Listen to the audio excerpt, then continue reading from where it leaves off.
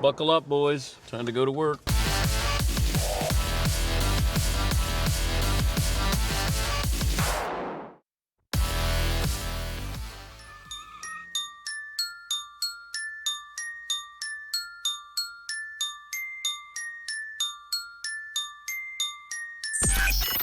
Dan Patrick.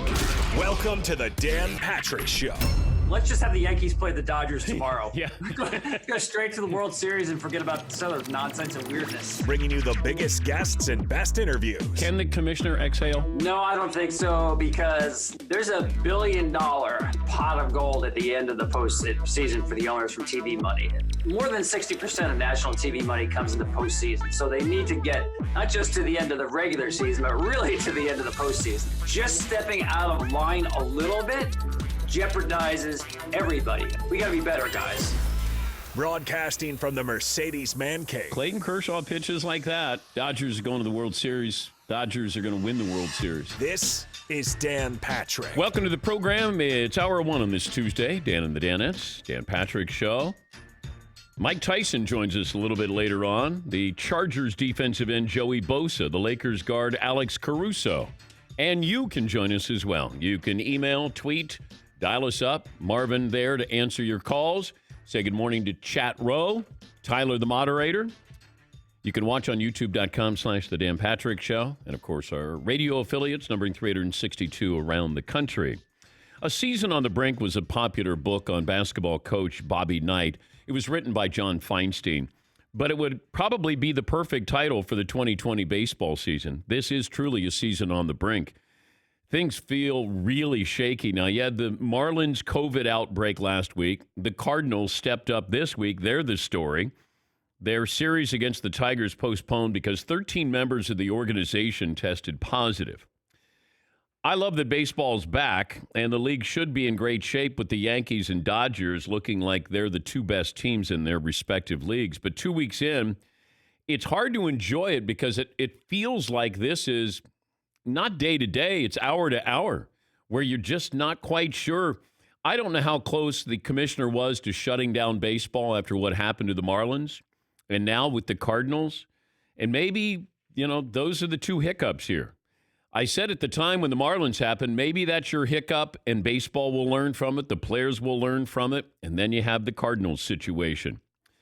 Now, you can argue, although it's a moot point, that baseball should have tried to establish a bubble like the NBA and NHL. Nothing you can do about it now, and you just have to limit your exposure and hold everyone to a high level of accountability. Derek Jeter is the CEO of the Marlins, and he had a press conference yesterday where he talked about his players who tested positive. He wanted to make sure that people understood what was fact and what was fiction. In our review, it was determined we had guys leave to get coffee, to get clothes. The guy left to have dinner at a teammate's house. There were no other guests on site. There was no salacious activity. There's no hanging out at bars, no clubs, no running around Atlanta, no running around the town. What it boiled down to on this particular trip was guys were around each other, they got relaxed, and they let their guard down. They were getting together in groups. They weren't wearing masks as much as they should have. They weren't social distancing. Everyone was getting tested. We went the whole spring training 2.0 without a positive, and the entire traveling party got a little too comfortable. Should they have been doing that? No, and that's been addressed. Well, it's been addressed with the Marlins, and then you had the Cardinals, and then there were reports that they were going out to a casino, and then their series shut down with the Tigers. And it goes back to what I said when the Marlins had their COVID outbreak. You're not going to have teams play 60 games. Not everybody's playing 60 games. It's going to be based off winning percentage if you're going to get into the playoffs. But understand this. Baseball, from what I'm told, they don't care about the regular season. They're going to go limping, crawling, scratching into the postseason because now we've gone from 10 to 16 teams in the playoffs, and that's where the money is. They're using 60 as a, hey, we're going to kind of have a season here. We're going to have everybody kind of ease in, get in shape, and then we'll have a postseason. It'll be a hell of a postseason. We're going to have 16 teams in there. Bottom line is, that's where the money is. You do have this, COVID outbreak that you had with the Marlins, And you have with the Cardinals and what that does to the other teams as well, who are going to have games with them. How do you make them up? Remember the 7-inning? If you're going to do a doubleheader, you have 2 games that are 7 innings. I threw that out as somebody told me is, hey, you might keep an eye on this. The next day, baseball goes, and we're going to have doubleheaders, and they're going to be 7 innings. I was joking about it. It just feels like this is very reactionary with baseball. It's just not well thought out. The only thing that's thought out is 16 teams, get to the postseason. Let's hold on for dear life. We get to the postseason, make our money, and then we'll try to regroup next year. That's the feeling that I get with the way this is being handled right now. This program is brought to you by these great wireless earbuds. The way to go, they're called Raycon, R-A-Y-C-O-N. Get 15% off your Raycon order at buyraycon.com/Patrick. That's buyraycon.com/Patrick. I was also looking at the offensive numbers in Major League Baseball. Here's some numbers that jumped out at me. The baseball batting average right now, all teams combined, is 233. All time, the lowest in any full season is 1968. That's when they raised the pitcher's mound. That was 237. That's when you had Denny McClain winning 30 games. Bob Gibson had the famous 1.12 ERA. And keep this in mind, we don't have pitchers hitting this year. This should be a great year for hitting. Batting average should be a whole lot higher, but instead it's lower. The home run rate is down from last year, but it's still the 3rd highest all time. Strikeout rate is the highest it's ever been. 24% of all plate appearances result in a strikeout. That would suggest that guys are swinging for home runs more than ever. One of the stranger stats as well, the Colorado Rockies have the 2nd lowest ERA among starting pitching staffs. So you're going to have a lot of anomalies, aberrations here with this 60-game season, and we've already seen some of that so far. But hopefully, Cardinals and Marlins, and that sends the warning to everybody else around Major League Baseball. It just feels like they're holding on for dear life, holding your breath that you're going to make it through the regular season here. But I do think the commissioner is, if we have another one of these, I don't know if baseball can survive it, because you're going to make a total mockery of the regular season. And maybe we already have. But to try to get 50 games, is it going to be 45? Is it going to be winning percentage? And from what I was told yesterday by a source, baseball doesn't care. They just want to get through this. They just want to get to the postseason. Because he heard me yesterday, and I'm going, you can't do this. Everybody's not playing 60 games. It's not a level playing field. And sent me a text after the show, and he goes, baseball doesn't care about the regular season. They just give us 16 teams. Make sure the Dodgers and Yankees are in. We're fine. Now, I don't know if that's what the commissioner said, but that was what my source said. Baseball doesn't care about the regular season. Hey, you played 54 games, you played 58, you played 47. What's your winning percentage? If I'm the Marlins, I just say we're not going to play anymore. I think they are 2-1. They'd qualify for the postseason right now. McLevin, do you have a poll question for me today? By the way, it's an interesting guest list. So Mike Tyson's going to fight again. Tyson will join us in the final hour. He's also involved in Shark Week. He's fighting a shark. Now, I think. I got to ask him. I have no idea. And Tyson's going to join us via Zoom, so that'll be entertaining. Joey Bosa, the Chargers defensive end, just signed that record-breaking deal. Then Alex Caruso, the Lakers guard. Lakers beat the Jazz last night, so they secured the number 1 seed in the West. I mentioned this, I think, Monday, and I was wondering, is it a positive, maybe it was last Friday, is it a good thing that the Lakers are going to be the number 1 seed? Because you're going to have probably less time to prepare for your opening round opponent than anybody else, because you have all these teams jockeying for that 8th seed. Are they playing Memphis? Is New Orleans going to be there? Is Portland going to be there? Is somebody dropping down that we don't know about? You're not going to be able to prepare. Now, you might say, well, come on. you should be able to put away those teams. Portland, if Portland's there, Portland will be a difficult out, I think, for the Lakers. But they have the number 1 seed in the West. There's no home court advantage, so all you get is, hey, we're the number 1 seed in the West. And then your consolation prize is going to be somebody that, how prepared are you going to be to face them in the opening round? But watching last night when they beat the Utah Jazz, Anthony Davis played great and put up some big numbers there in beating Utah, so they're the number 1 seed.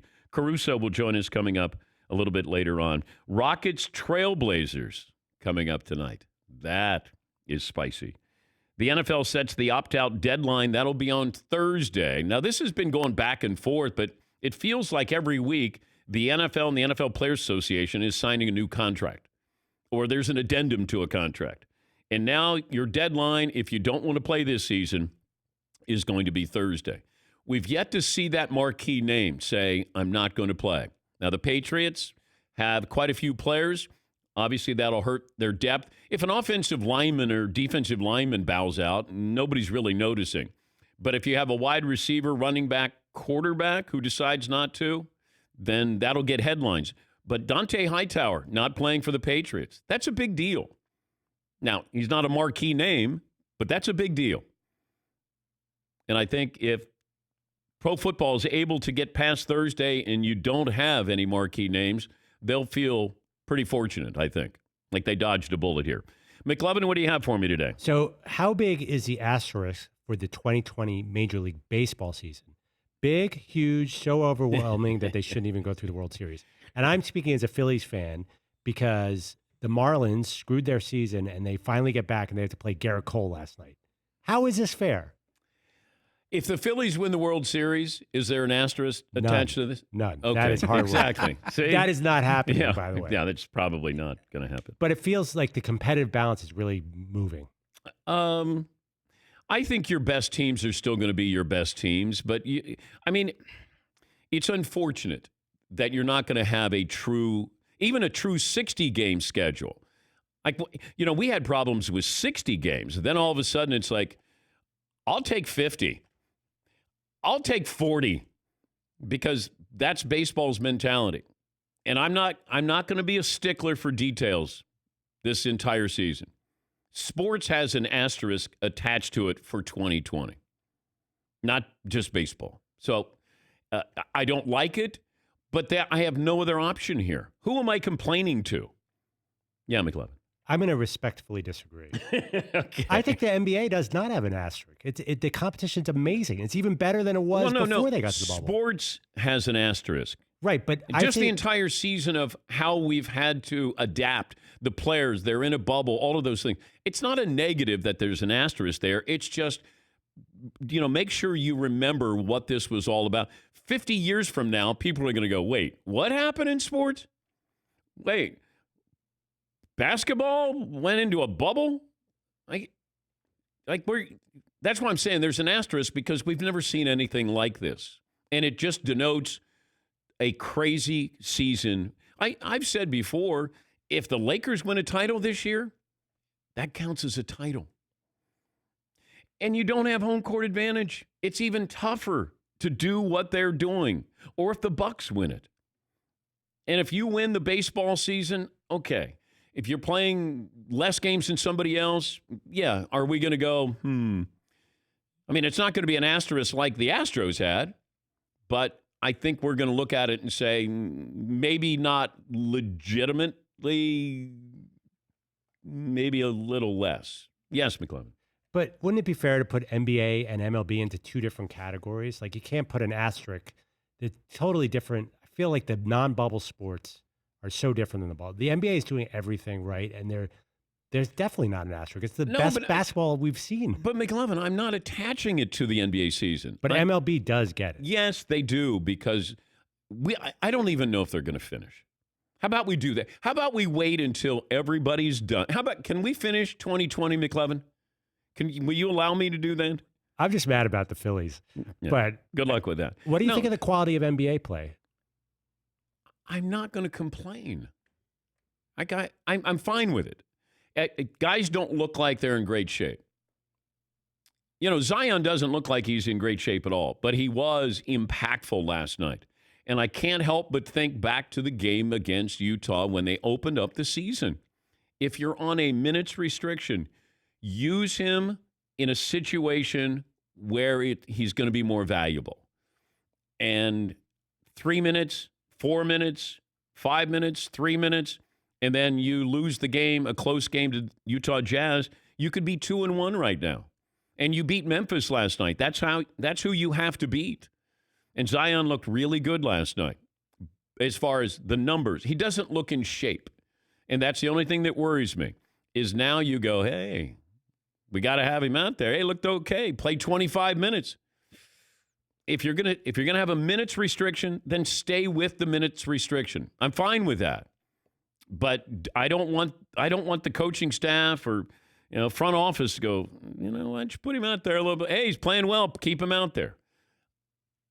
You can't go from 15 to 25. That seems like a pretty good jump there. But they did get the win last night, a much-needed win, and putting a little bit more pressure on Memphis. Yeah, Paulie? I guess I don't get what Perloff's saying. Is he saying that the quality of play in basketball is better than the quality of play in MLB? Yes. Overall? Well, yes. Now, Big basketball, NBA, the scoring is way up. That means nobody's playing defense. No, they're shooting. They're all in their little home court. They are all shooting their lights out. They're all playing great. Yeah, but there's no defense being played here. I think they're very comfortable in this little court, and they are playing excellent offense. I don't think it's just lack of defense. The baseball players are in their home parks. But the baseball players, there's no competitive balance because teams are getting all screwed up by this coronavirus. They're all over the place. Well, Philly got to sit out a week. Imagine if there was a series of rainouts in baseball. You wouldn't say the league is tainted. If there was 3 days of rainouts for the Mets and they didn't play for 3 days, they had to make it up later, which they are going to do. That doesn't mean the league is tainted. The level of play is even. The playing field is even in baseball. It's even in the NBA. NBA is not having the troubles, but the quality of play I don't think differs between the two sports. There's no way you could say the Phillies and Marlins and Cardinals have the same chance that the teams that are playing regularly. The NBA rhythm has to be disrupted, right? The NBA removed teams from having a chance. They removed teams from even factoring in the playoffs. They removed teams from the season. Doesn't that put an asterisk on this that all the teams aren't even present playing in the NBA? A little quiet. Well, no, I mean, obviously the teams that aren't there are out of the playoffs already. I know they're out of the playoffs, but this is still the regular season. MLB didn't say, you know what, the Rockies weren't that good last year, so let's leave them off this 60-game run. Let's take the Phillies out because they've sucked the past 5 years. Let's take them out of this run. What are we arguing here? Like we got quality of play. I know, but we got caught up on the asterisk with the NBA, and I said it's not with the NBA. It's the entire season because this is unique. We'll never have a season like this. Quality of baseball, they've just started. The quality can't be as good as the NBA right now because baseball is so in a state of flux that you don't have teams. We're not playing at this. We had a series that was scheduled, and now it's postponed, and then we don't even know. Marlins aren't going to play till Tuesday. So and aren't they going to put out a minor league team too? They're not going to be a real team. Aren't they having all their backups? Probably so. Yeah, but baseball, the quality of play is not going to be on par with any of these other sports. With hockey, football, if football comes back, I don't see that because games have been postponed. Teams have been two teams have been decimated here. And plus, look at all the injuries that you have with pitchers. The Braves just lost, their star pitcher, Mike Soroka. I mean, that guy, he's great. And they've lost him for the year with the Achilles injury. But, it's, baseball is going to be odd. It's just odd. There's no consistency there. And watching last night with the Yankees, they should just give Garrett Cole the Cy Young. He might be 7-0 and be the Cy Young winner. But, yeah, it's just going to be that it's a strange season. But quality of play, I'm not getting caught up on quality of play. I think eventually we'll get there. And when the games really mean something, because these are regular season games with the NBA, regular season games with baseball. Once you get to the postseason, I think you'll see a different competitiveness, that intensity there. So I'm not going to complain. All right, we'll come back. We got to come up with a poll question. I'll let you. Yes, McLeod. We have a fun Mike Tyson poll question to get off this not fun debate. Yeah, I'll let you and Paulie go back and forth during the commercial break there. I don't know what happened. All right, we'll take a break. We'll come back. Tyson's in the final hour of the show. We'll settle on a poll question. Got a couple of stats of the day. It's 20 after the hour. This is the Dan Patrick Show. Buy Raycon. Buy Raycon.com. You're going to get these wireless earbuds at about half the price of other premium wireless earbuds, and they're going to sound just as amazing as the other top audio brands you know. Ask for the everyday E25 earbuds. Those are the best ones yet. 6 hours of playtime, seamless Bluetooth pairing, and you're going to get more bass. You'll love the noise isolating fit. Nice, comfortable. They're stylish. There's no dangling wires or stems. Very discreet. And I've talked about these wireless earbuds. They were co-founded by Ray J, and Cardi B loves them. Snoop Dogg loves them. You will as well. Get 15% off your order. Go to buyraycon.com/Patrick. That's buyraycon.com/Patrick. They're great for conference calls, video chats, binging podcasts. Buyraycon.com/Patrick for 15% off.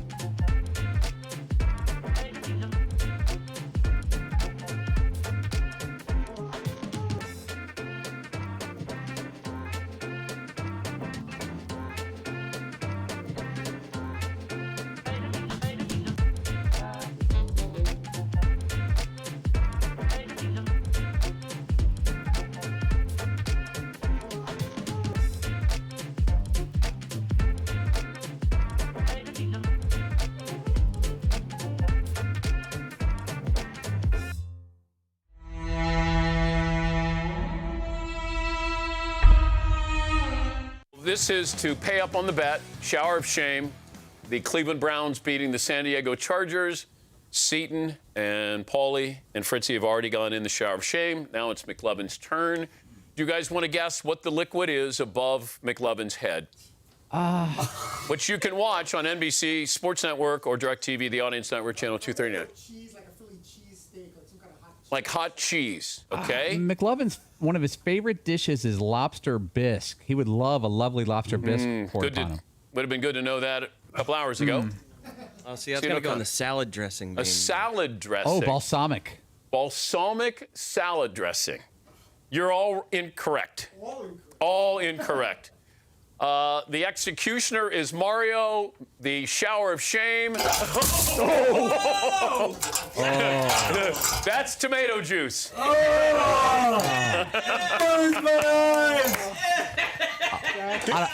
On a white jersey, too. Oh. It was very carry. Yeah. I know. They're all going to laugh at you. Oh, it's falling apart. I think it just, Andrew, I'd get out away from underneath that thing. Wait, It just fell apart. The infrastructure is 7 months of construction, it fell apart after its a cup of fourth soup. use. A cup of soup took it down. So he's got a white jersey on, and he's covered with soup. It looks like the movie Carrie. It did. It did. Poor Andy's eyes are going to be all... Stop standing there, Mario. Get me a towel. He's yelling for a towel, and everyone's staring at him. The thing is falling on my head. What is this? That's part of the shame of it. So Carrie, it's perfect. Oh. Eve was weak, and the raven was called sin. Say it. Saying the first sin was intercourse. Say it. Say it. Mario had him one sheet of paper towel. Yeah, we're never really prepared once you get in the shower of shame to get out of the shower of shame. We got to work on that.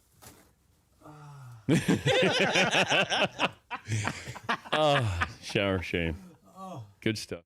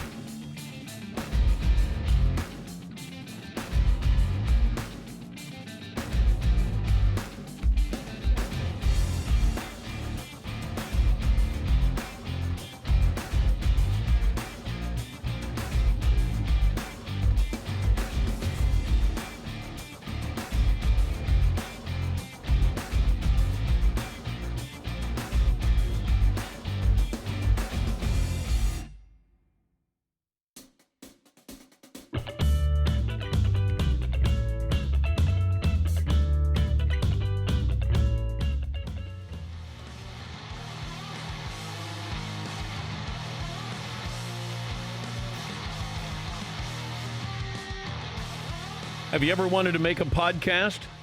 Well, I want to help you.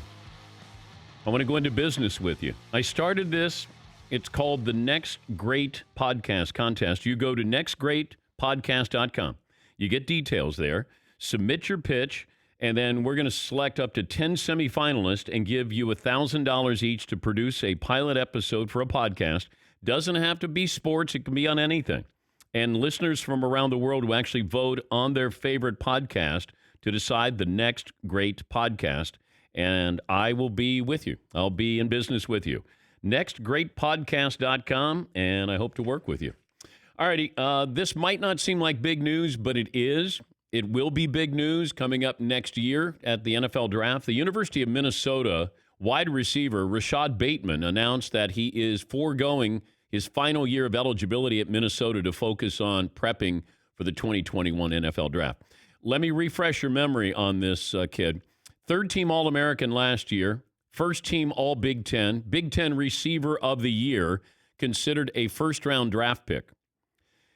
Now, you got a couple of players here. Alabama's got two players, Devontae Smith and Jalen Waddle, who are going to be first-round picks.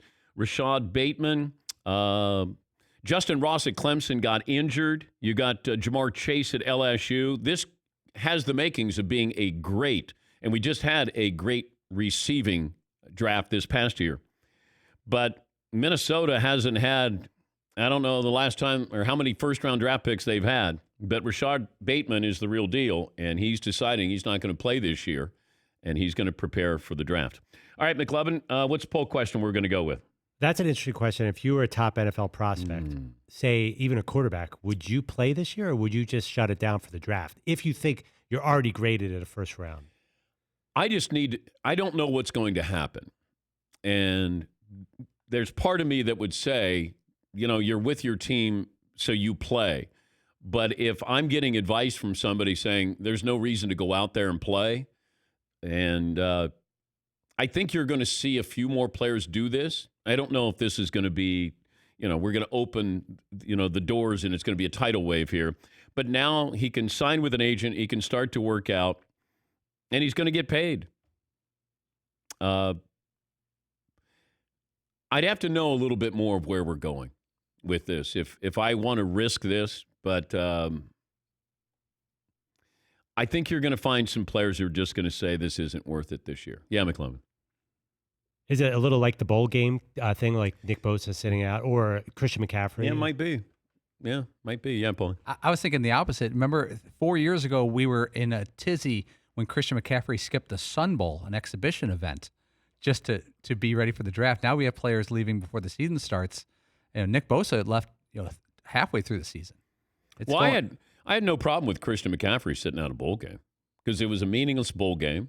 At that position, as a running back, you only have so many carries in you, and I had no problem with that whatsoever. Yeah, McLovin. By the way, whenever you're ready, we have a series of random polls, including a Mike Tyson one that got this side of the glass arguing big time. Is it going to upset Mike? We are not allowing you to even bring it up to Mike, because if he ever got a hold of it, it could end up happening, and we don't want that. Okay, this is all Todd has been doing today is his Mike Tyson impersonation. And I said, I'd prefer you didn't do it too much here. I still don't know if I want to come on with you. You're a really tough interview. I like those pussycat interviews where they ask you like the easy questions about talking about your career. But I don't want to talk about my fighting career. I don't know why are people so amazed. Okay, what do you have, McLovin? So we were debating, would you take a punch from Mike Tyson for $1 million? And 3 of the 4 immediately said no. 1 said yes. Where is the punch? He gets to punch you wherever. What if I just had him punch me in the arm? No, it's his choice. He can punch you. Tyson. Yeah, you can't control. You can't say where to punch you. Well, I could say to Mike, I'm going to split $1 million with you. I'll give you $500,000. Hit me in the arm. Let's say you can't do that for the rules of the poll. All right. I found a loophole here. Yeah, no, he might take that, but he gets to punch you, and he wants to prove something. Like he's going to treat you like Marvis Frazier. Would I take a punch from Tyson for $1 million? And he's got boxing gloves on?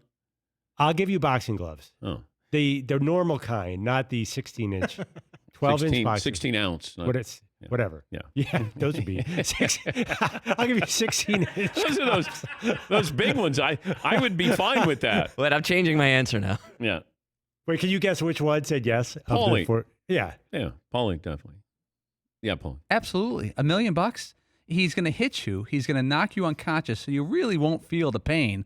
It'll just be a blackout. Then a couple hours later, you wake up and you go boat shopping. I mean, yeah, you're going to have a broken orbital bone or, ear damage, hearing damage, permanent. But $1 million for zero work and basically being knocked unconscious. I've been knocked unconscious before by a punch, and it sucks. But there was nothing on the other side of it. Yes, Todd. But what if you don't wake up in a few hours and he catches you in a certain part of your skull where he kills you, or you're in some kind of coma for a long period of time? I don't know how great that $1 million is at that point if you're in a vegetable state. As long as Paulie's wife knows the risk and she's fine signing off on that. She already said go for it, baby. Said you don't have to get any money. Go in there. She said make it 2 for $2 million. Yeah. Yes, McLovin. What state are we in? What are the tax implications? Is this $1 million tax-free, state tax? You going down to Florida for Yeah, this? you're down to Florida to get punched. Would you do it in the state of Florida, McLovin? I'm not doing it all. Oh, okay. Paulie just said, you lose your hearing forever. Paulie's only got one good eye, by the way. And I didn't get $1 million for that, and it didn't really bother me. But you're not going to tell Tyson which one's your bad eye because you don't want him to hit you in the good eye. I got a 50-50 shot. Yeah.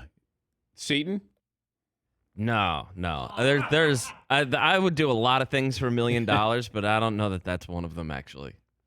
Yeah, I wouldn't do it because Tyson always talked about hitting somebody in the nose and driving it up into your skull.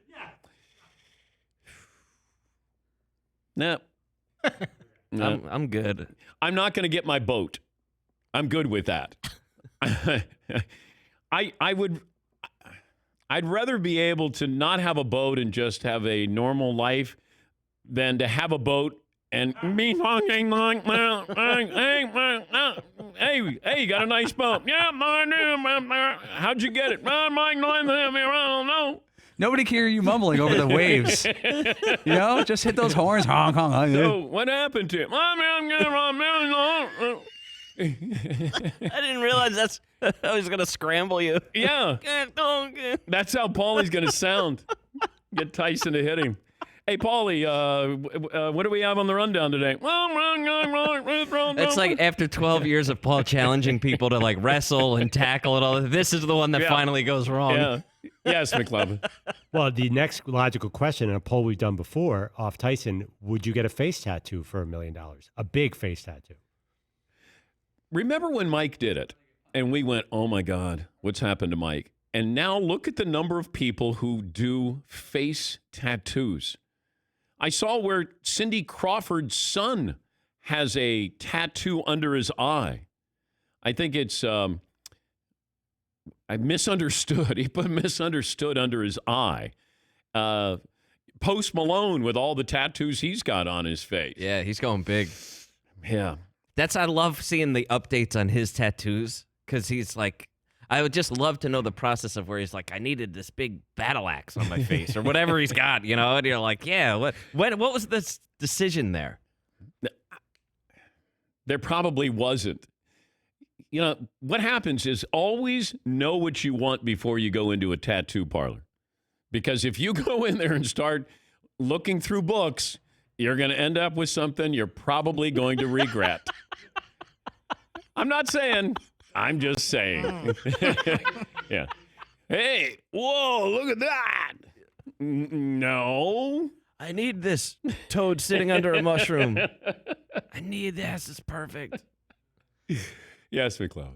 The next place I saw you reaching up for some mail the other day. I saw a little butterfly there on the lower back. Yeah. Very pretty. Yeah, thank you. Thank you. It used to be you got tattoos, but you would hide them. Not anymore. Like, how could Cindy Crawford and Randy Gerber, who I think is probably a billionaire by now or something like that, he went into business with George Clooney with that tequila, and their son is misunderstood. I mean, you can be misunderstood, but you don't have to put it on your face. His face tattoo should say, my mom's hot. Oh, misunderstood. Yes, McLovin. Can I reel it in with a serious bowl question here? Oh, we're going to get serious. Okay. The question everyone's asking today. Okay. I'm going to give you one junior who's playing well in the bubble to start your team. Michael Porter Jr., 22, 37 points last night for the Nuggets. Or Jaren Jackson Jr., who's averaging close to 27 a game for the Grizzlies. I watched Jaren Jackson Jr. the third last night. You got to add a third for those guys. Oh, I know. And Michael Porter, he had the back injury. I think he might have been the number one player coming out of high school years ago. Then went to, I think, Missouri. His brother also went to Missouri. And then the Nuggets drafted him in the first round, but they knew that he still had back issues. Like, the Nuggets drafted Bull, and he had foot issues, but he played in the bubble a couple of games, and he's actually looked pretty good, Manute Bol's son. So they've taken a chance on a couple of players there. But Michael Porter Jr., yeah, he looked okay. Yeah, Paul. Yeah, I watched Bull a little bit in the preseason. He looks pretty good. He hasn't played much since they got in the bubble. And he can shoot. He can shoot from three. He was at Oregon. I remember he's like 7'2". He's out there. It almost feels like he could go from the three-point line and just like fall down and almost have a layup. Like he's just so long. A finger roll. Yes, McLovin. Are these bubble adjusted evaluations? Michael Porter scores 37, like 20 more than his career high. I know. And you're like, he was okay. These guys are scoring huge numbers. Yeah. Guys we don't know. I mean, like our guy. Oh. Indiana. TJ Warren, he only had 34 last night. So what do you go from 53 to 34? So they don't have Oladipo. Malcolm Brogdon, I think, is just coming back. They don't have Sabonis. And TJ Warren is dominating in the bubble. Crazy. Yeah, Paul. Michael Porter is an interesting case because he was a huge recruit when he went to Missouri. I think he played 3 games there. Then he's out for the season with a back injury. They draft him anyway. He doesn't play a minute as a rookie. He started a total of 3 NBA games in his career and 3 college games in his career in a 3-year span. I know. But everyone says he's this unbelievable prospect. His NBA career is already as long as his college career. Exactly. Game was. Yeah. Yeah, but he put up 37 in 12 last night. He's 22 years of age. There's so much young talent in the NBA because they come in at 18 or 9. You almost forget about them. So they come in and you go, oh, okay, Dallas drafted Luka, Trae Young going to Atlanta. And then we sort of move on from them like 2 or 3 years later, and you go, how old is Jaren Jackson? He came in at 18. He might have been 17 when he was drafted, but he's only 20 years of age. He put up 33, 22, and 21 in 3 bubble games so far for Memphis. But the NBA's in good hands as far as young talent coming in. You just hope you're able to get somebody who can be the face of the league or faces of the league. And Luka is going to be one of those faces. Trae Young might be one of those faces. Zion's going to be one of those faces. That's a pretty good starting point when you have 3 guys like that who are under the age of 22. Very promising. Alex Caruso, the Lakers guard, will join us coming up. He stayed in the bubble, didn't go to his sister's wedding. What do you get your sister if you don't go to her wedding because you're in the bubble? Maybe you give her a championship ring. Joey Bosa, the Chargers, will join us, and Mike Tyson will join us as well. Rick in Hawaii joins us on the program. Good morning, Rick. How are you? Hey, Dan. How are you? Good, sir. What do you have? Hey, I've got a great Mike Tyson story, seeing as he's going to be on the show later. Okay. And this goes back probably, I want to say, somewhere around 30 years ago when I got the chance to wait on the champ along with a party that included Don King, Arnold Schwarzenegger, Danny DeVito, Stevie Nicks, Robert Kennedy Jr., and then the champ, as they insisted that he be called that night. Okay. And the champ had 2 handlers with him who actually did not even allow me to speak personally to the champ. Everything had to go through his handlers.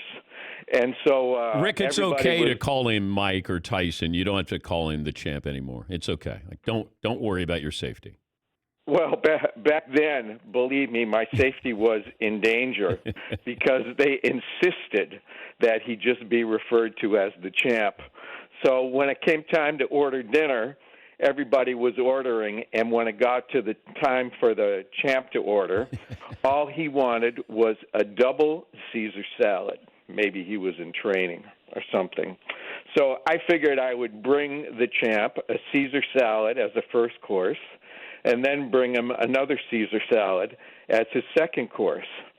So when I talked to his handlers about doing that, one of them all of a sudden got rather angry with me and basically said, "But you don't understand.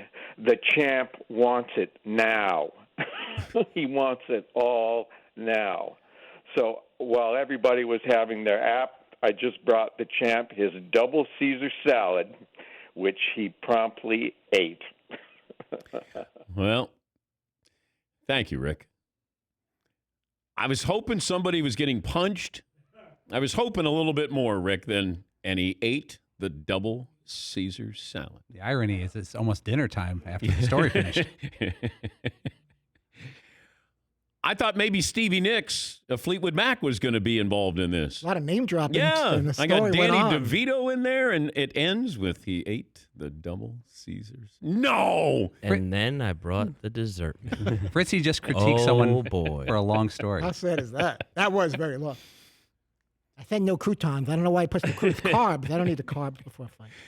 Why is it when people say long story short, it's a long story long. It's never a long story short. Because they know subconsciously this is Yes. going to go on endlessly, I know. so they try to prepare But you. when somebody goes, long story short, and I go, no, long story long. Take a break here. Play of the day is coming up. And maybe some people have some more Mike Tyson stories they'd like to The share. champ didn't know there was anchovies. Oh, boy. What a mess. Hey, Marvin, can you tighten up the call screening there? He left a 13% tip, and I said, Mike, why not 20%? No, the champ. Sorry, champ. Needless to say, we were laughing. Then they left the restaurant, and they went home. I don't even remember that story. That's not even true. I don't even like Caesar. We're going to take a break here. Play of the day coming up next here on the Dan Patrick Show.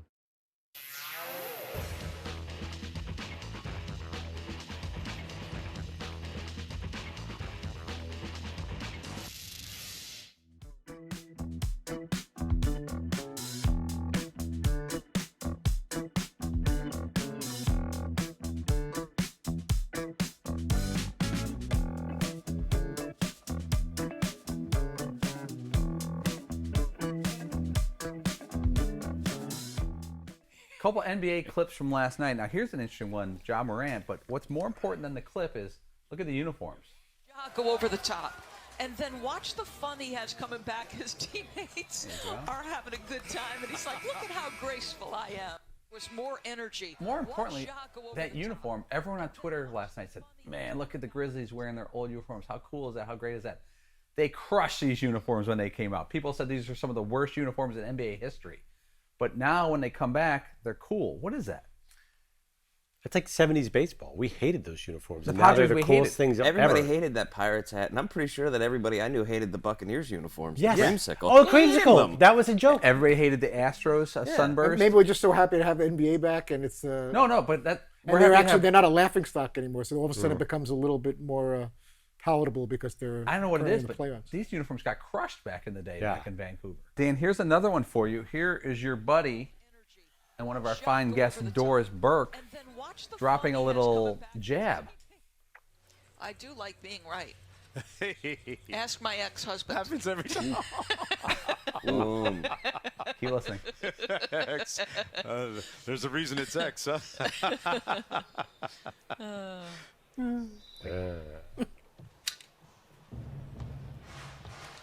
Approaching a minute to go. I love pause. She goes, And then like 3-4 full seconds of awkward silence. It's great.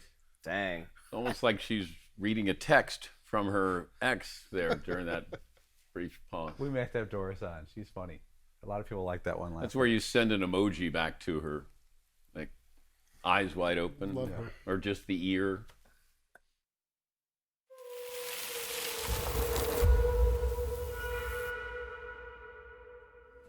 Oh, it's the game that's sweeping the countryside. Is this the day I fire Weeks, my cameraman? All I have to do is get a hole-in-one. Weeks gets fired. And I like Weeks. I want people to know.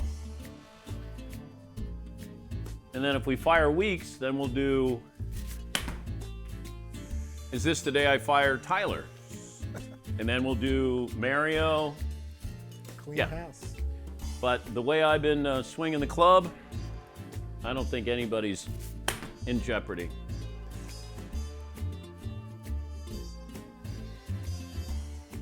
See, the tricky thing is you got to hit it and let it roll up to the pin, because I have a tendency to hit it too far. Why don't you throw a little Johnny Miller? Oh, okay. Johnny. Here we go. Johnny Miller. See, I hit it too well. Come back a little. Nope, it doesn't come back on this screen. No. All right, let me do another Johnny Miller. I just want to. That Johnny Miller. See, it's just, I got too much club. Now let me try to take a little off of it. One more kick left. All right, this is it. If I don't get a hole-in-one, Todd takes off his clothes.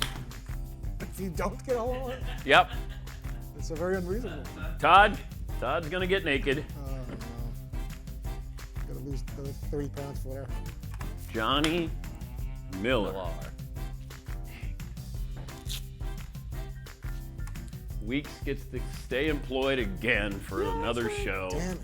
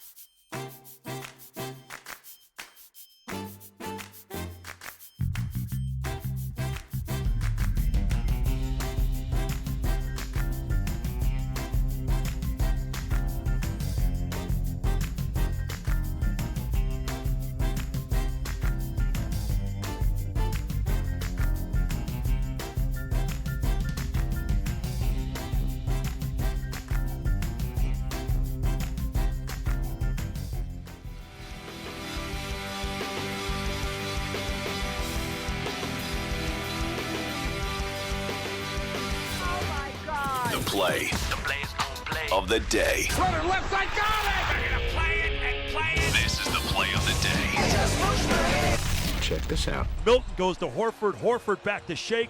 Milton for three, shot up and gone. He made it with 6 seconds to go, and the Sixers have taken the lead. He stepped right into a tray, well beyond the arc. I don't think the Spurs defender thought he was going to shoot it. They thought he probably was going to enter the ball to Embiid and shake Milton with a big basket. Joel Embiid leads the way with 27-9. Philly 1-1 since the restart. They will be back on the court tomorrow against the Wizards. That's courtesy of WPEN, The Fanatic. Play of the day. Play of the day brought to you by LegalZoom. Need to make it legal? Make it LegalZoom.com. You can start online. Network of independent attorneys. They provide advice when you need it the most. And since LegalZoom isn't a law firm, you don't have to leave your home. Visit LegalZoom.com today for more information. Jamie in North Carolina is on the program. Good morning, Jamie. What do you have? Hey, Dan, guys. 6'4", about 205 now. Worked down a little weight in the kitchen. It's been hot. But I was just calling about, I think Ja Morant might be number 4 out of the 3 young NBA players he might have left out. I think he might be the best out of all of them. He just, his body build, he looks like he's going to be really big, really strong. And I know Luka is out of bounds, but I think Ja Morant might be the best out of all of them. Nah, he's not, but he's a lot of fun. Thank you, Jamie. I mean, Luka's putting up historical numbers here. I mean, these are unheard of numbers. And, you know, you got to be in a bigger market, too. That's going to hurt John Morant being in Memphis. But he's a fun player, explosive player, going to be the Rookie of the Year, and might develop into that one of the faces of the NBA. But they're all so young. When they come in, 18, 19, 20 years of age, you know, go back to, you know, when I was growing up, guys would get into the NBA, they were 22, 23. They were more of a polished product because they had played college basketball.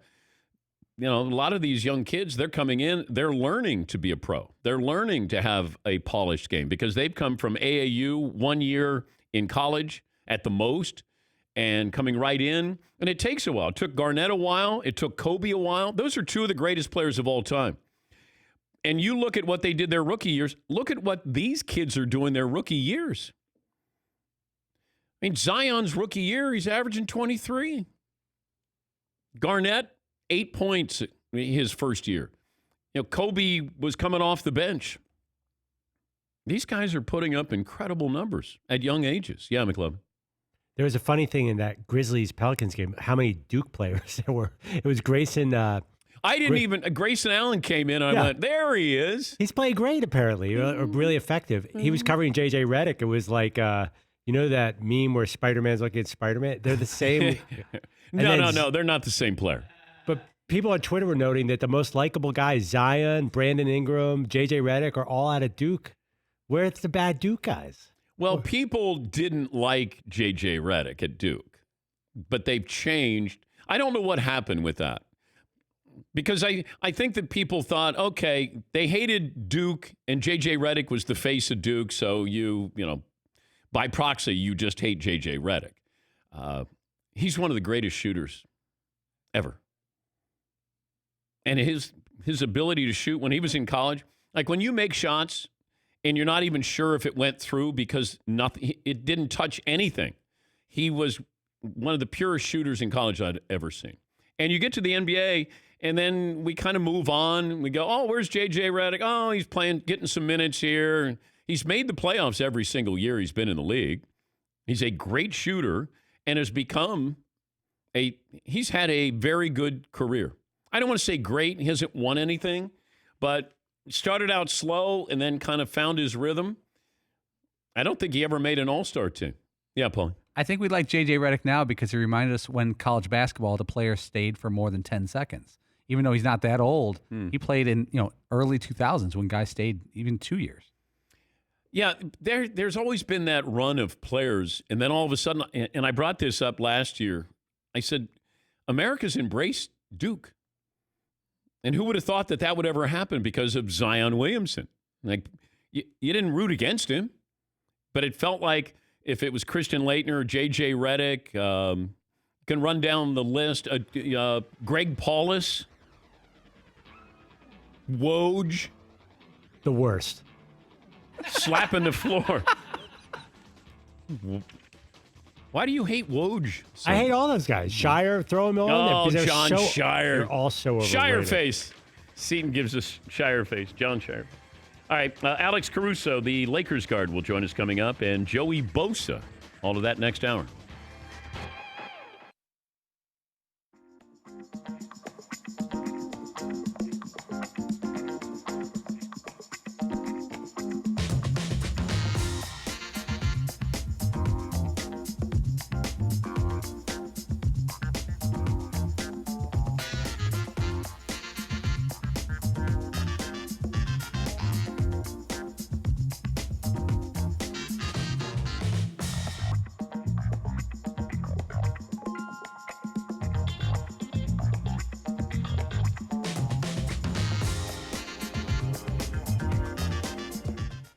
Ledecky, the great swimmer, one of the greatest swimmers of all time, did something the other day that I wasn't sure it was real. It is real. Now watch this video. She's a big fan of milk, and she's saving it for after her workout. Glass of milk? I'll wait. I'll get a few laps in. think it's chocolate. Yes, it is.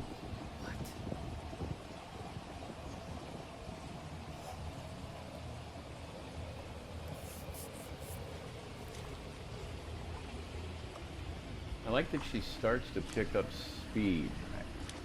It's not even shaking very much. Right. And do we get to check the stickum on the bottom of the glass? She's an honorable athlete. I don't think she's cheating.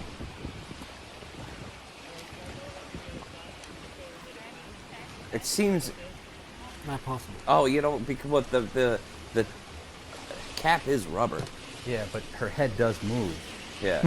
And it should move. When did she come up with the idea to do it?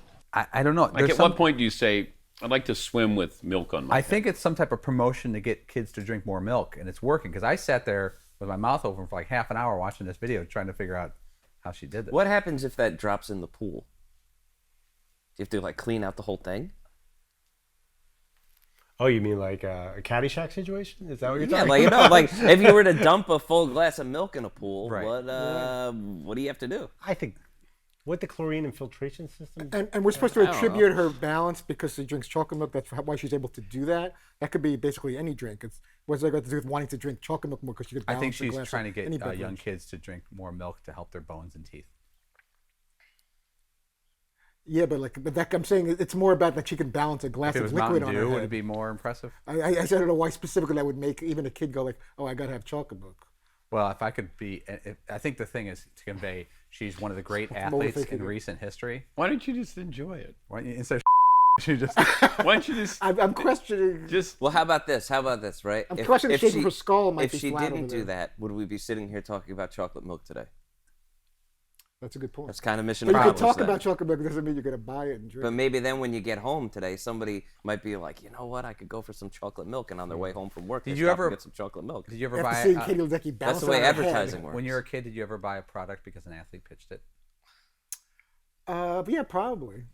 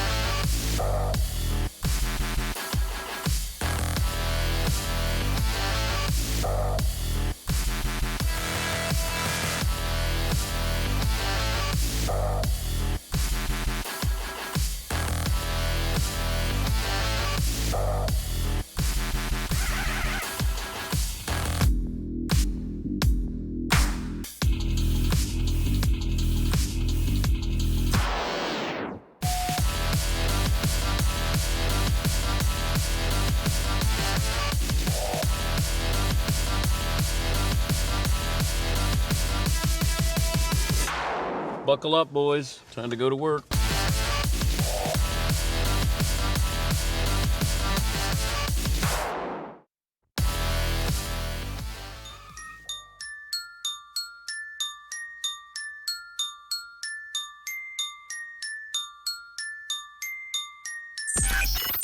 Dan Patrick. Welcome to the Dan Patrick Show. Let's just have the Yankees play the Dodgers tomorrow. Yeah. Go straight to the World Series and forget about this other nonsense and weirdness. Bringing you the biggest guests and best interviews. Can the commissioner exhale? No, I don't think so, because there's a $1 billion pot of gold at the end of the postseason for the owners from TV money. More than 60% of national TV money comes in the postseason, so they need to get not just to the end of the regular season, but really to the end of the postseason. Just stepping out of line a little bit jeopardizes everybody. We got to be better, guys. Broadcasting from the Mercedes Man Cave. Clayton Kershaw pitches like that. Dodgers are going to the World Series. Dodgers are going to win the World Series. This is Dan Patrick. Welcome to the program. It's hour 2 on this Tuesday. Dan and the Danettes, Dan Patrick Show. We'll talk to the Lakers guard, Alex Caruso. He'll join us momentarily. The Lakers wrapped up the #1 seed with a win over Utah last night.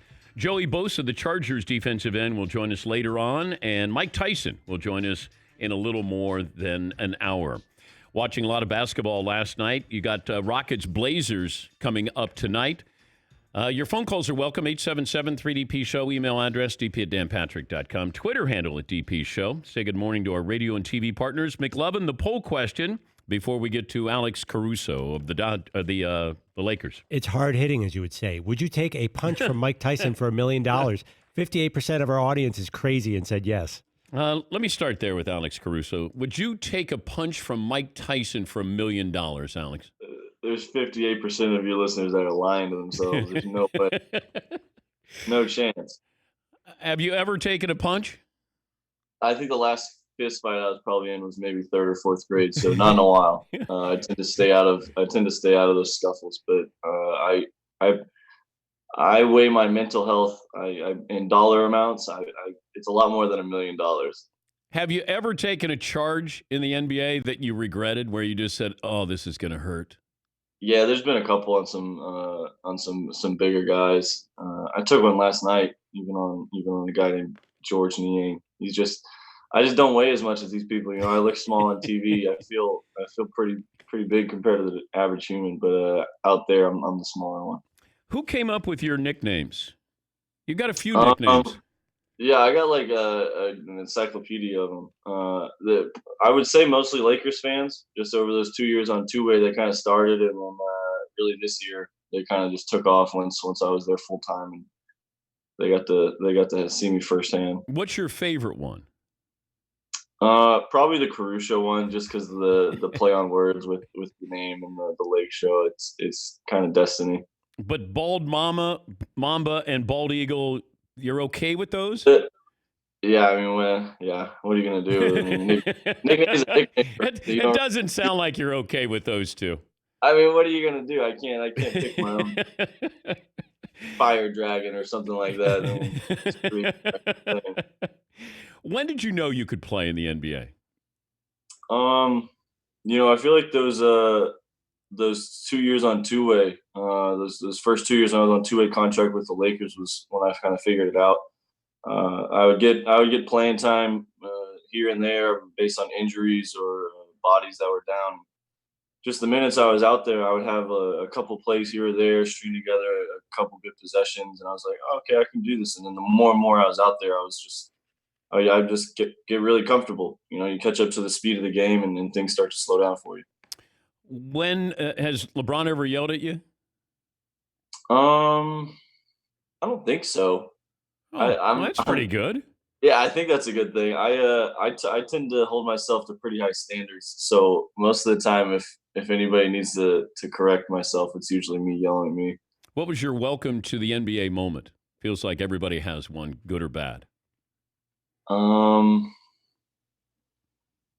don't know if actually I have a good one. It was we were playing Warriors before they broke up the band, and it was Clay, Steph, KD, and we were playing a game. And at that point, our Lakers teams, our backcourt was me, Isaiah Thomas, and Zoe, and we went out to match up after a timeout, and I'm doing the mental check as a point guard, matching up him, and then I look and I'm like, okay, that leaves me with KD. I look over at the bench. Assistant coach B. Keefe is like just shaking his head. Yep. So I do my normal. I pick up like full court, just give a little token pressure, and he inbounds the ball, and then he kind of looks around, and he like realizes that I'm guarding him, and he's like, "Hey man, give me the ball." Wait, did he say it out loud or just Oh mention? yeah, 100% said it out. I will say I held my own. He went 1 for 2, hit a tough shot, and then I got a turnover. So I feel like that was a pretty neutral encounter. Yeah, but you were a really good defender in college. I mean, you came up a lot of steals, and I mean, in my opinion, I'm a really good defender now too. Well, I don't know if anybody's a real good defender in the NBA. It feels like the way these guys score, right? Yeah. Who's that tough matchup though? When you go, oh, this is not going to be fun. I mean, you got the easy ones, right? Like Harden. I mean, the stuff he can do with the basketball is so underappreciated. He's so good at scoring. It's almost like people root against him just because he's so good. It's but what do you want to make him do, Alex? You can't let him shoot threes. If you let him shoot threes, he's going to put 60 on you. We've seen that so many times, and it's a lot easier to say that than to do that. Yeah. But I think you got to live with him getting to the paint and either creating for others or taking those little tough mid ranges or floaters, which he's more than capable of making and getting to 36, almost 40 points. So it's kind of a lose-lose. You just try to do your best and frustrate him sometimes. And he's so physical too. I think that's what people don't realize. He's 6'7". I mean, it's a tough thing. He's 6'7", and he makes the step back just like a normal catch and shoot jumper for most people. So yeah, that's a really tough one. Dame's a tough one. Dame's his range is unlimited, and then he's really, really, really, really quick. So those two are tough, and then the obvious ones that Kawhi.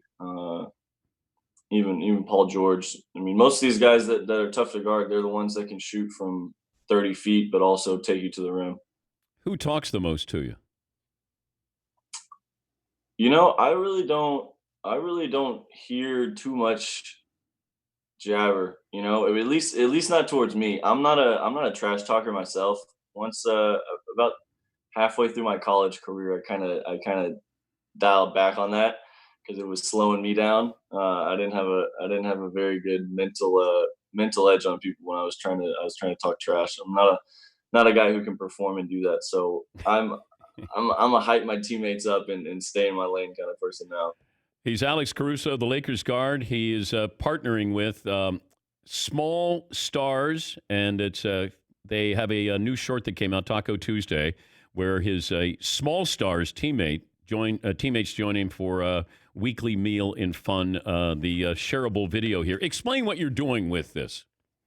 Yeah, so basically, have a little fun with the play on Taco Tuesday. I'll have a video out on my socials later today that'll explain it all a lot better. But Small Stars basically it's the 21st century collectible, right? It's a foot tall. It has a little magnetic basketball. It's bigger than your normal collectible item or bobblehead or anything like that.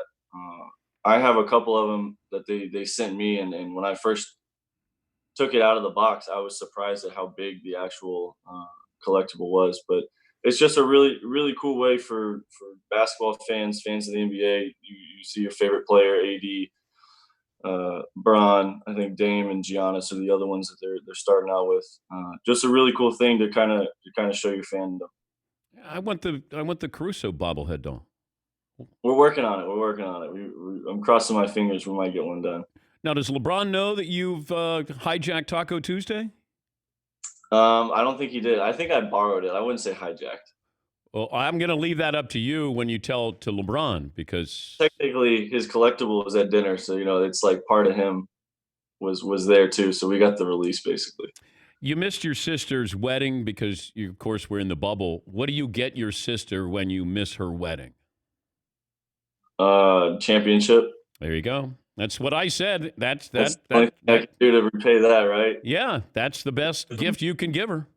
Get her on the bus and the parade, and we'll call it even.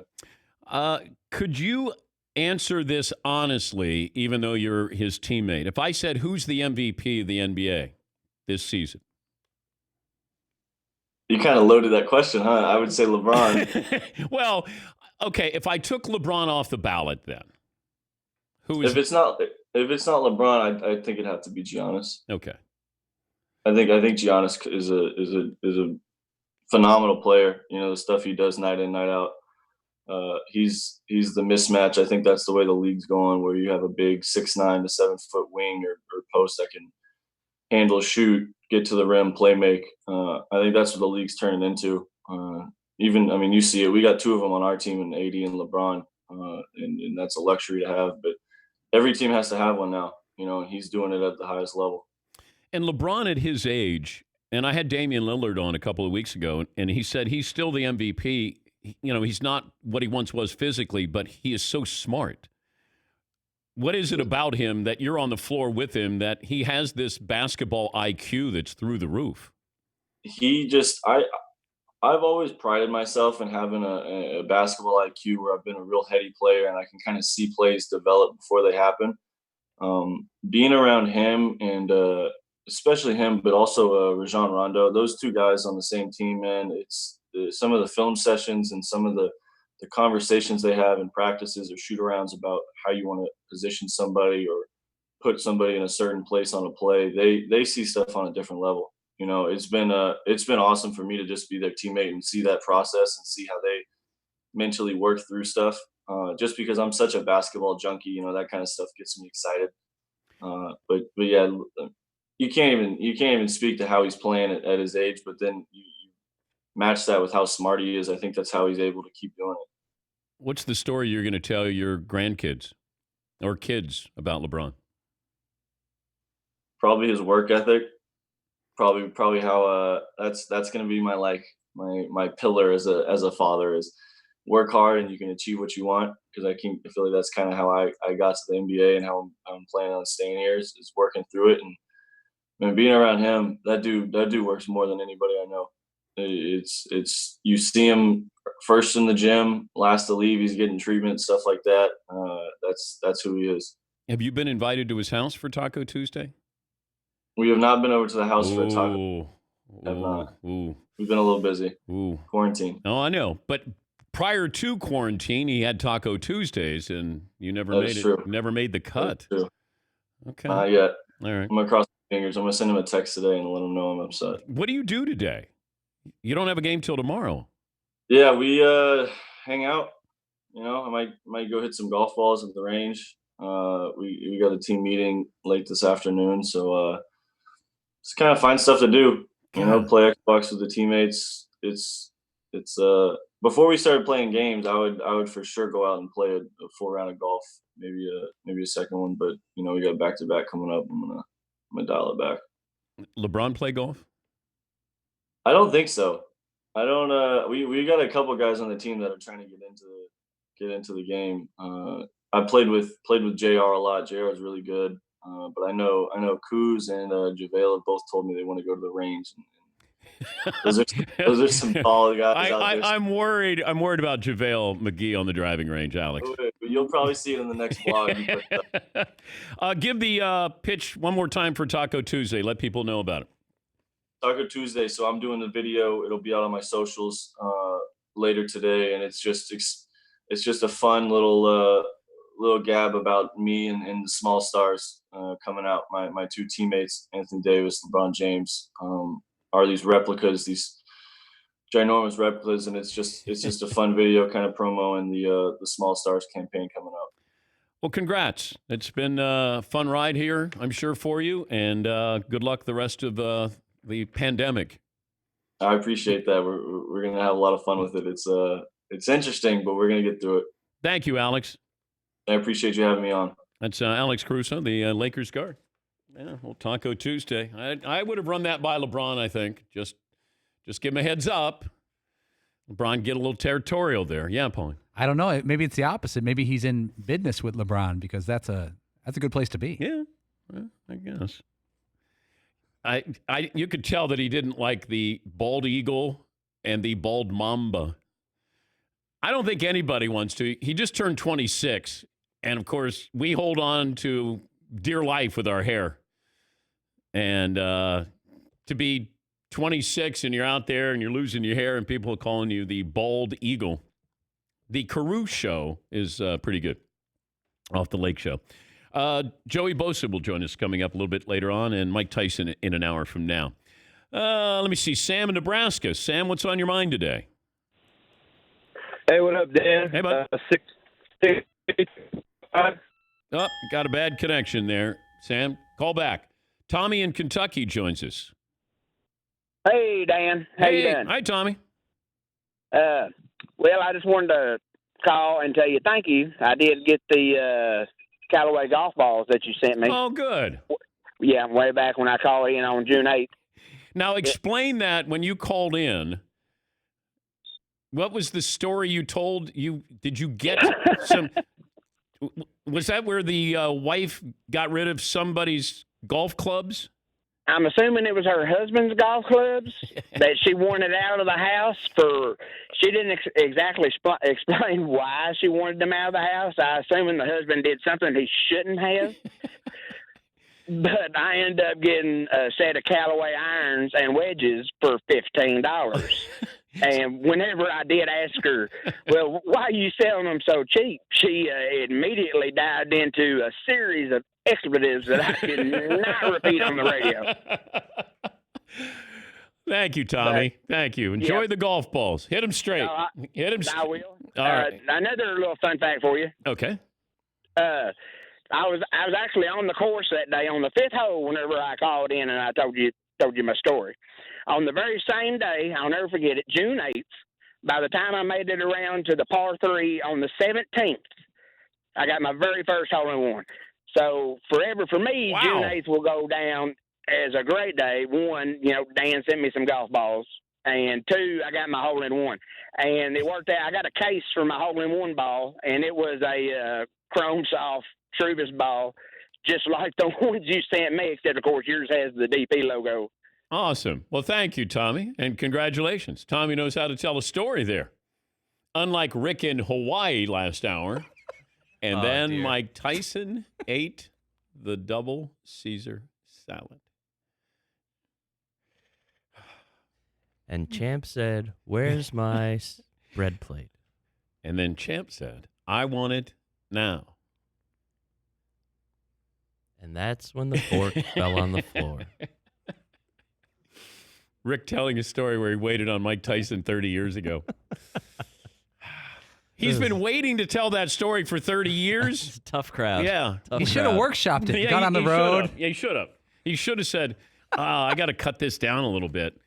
Well, anyhow, make a long story short. I leaned over and said, "Champ, would you like some fresh cracked pepper on that salad?"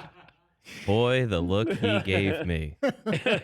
When you end the story that you meet Mike Tyson, he's with Arnold Schwarzenegger, Stevie Nicks of Fleetwood Mac, Danny DeVito, and you end the story with, and then Champ ate the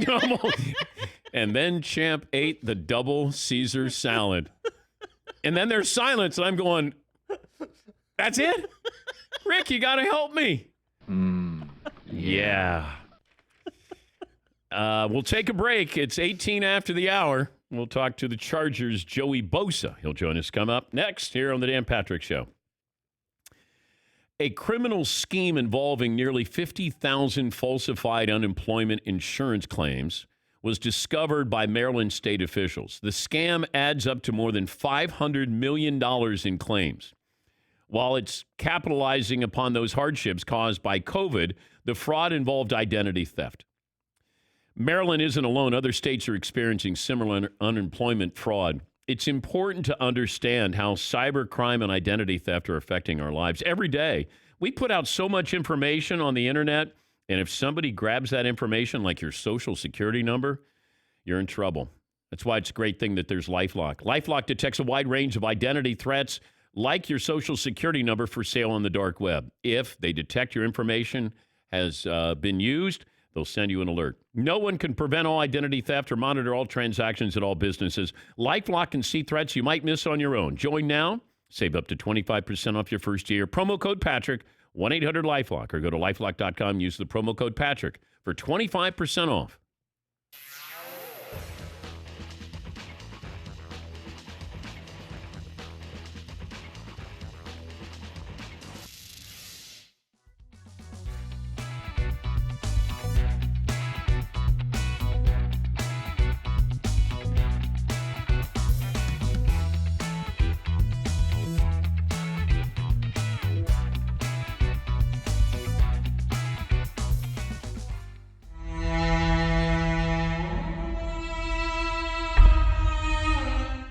during the commercial break, McLovin has his wide receiver gloves on. Okay. And what did you wanted to say to Marino? I don't know. When he said he could throw it 40 yards, I don't know if I even need gloves with Dan.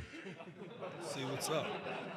Well, last year you did a good job. You caught it. Yeah. No, yesterday I was wearing gloves that were old, like from the 90s. These new gloves are.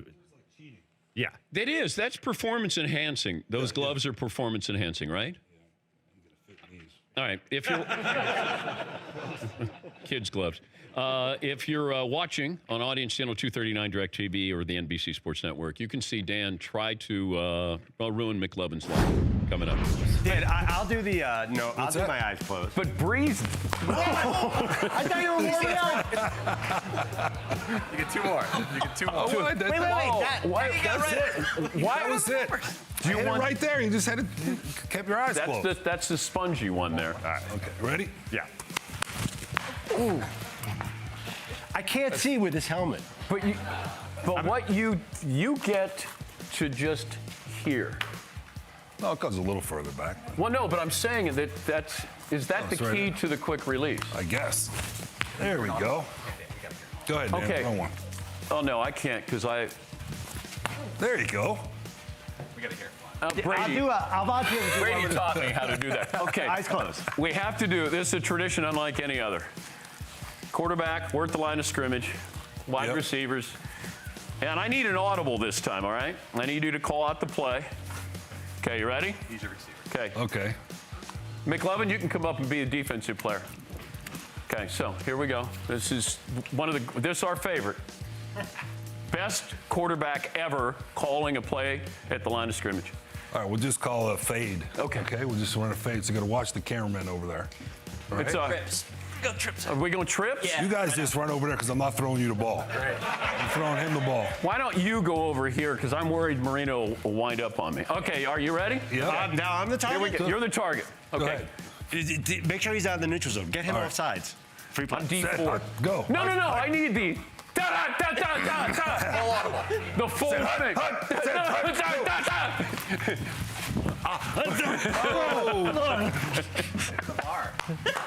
There's so much stuff over here. Here. You want with the eyes closed. I'll do eyes You closed. didn't give us the full Marino call. Okay. My eyes are closed. Cut out.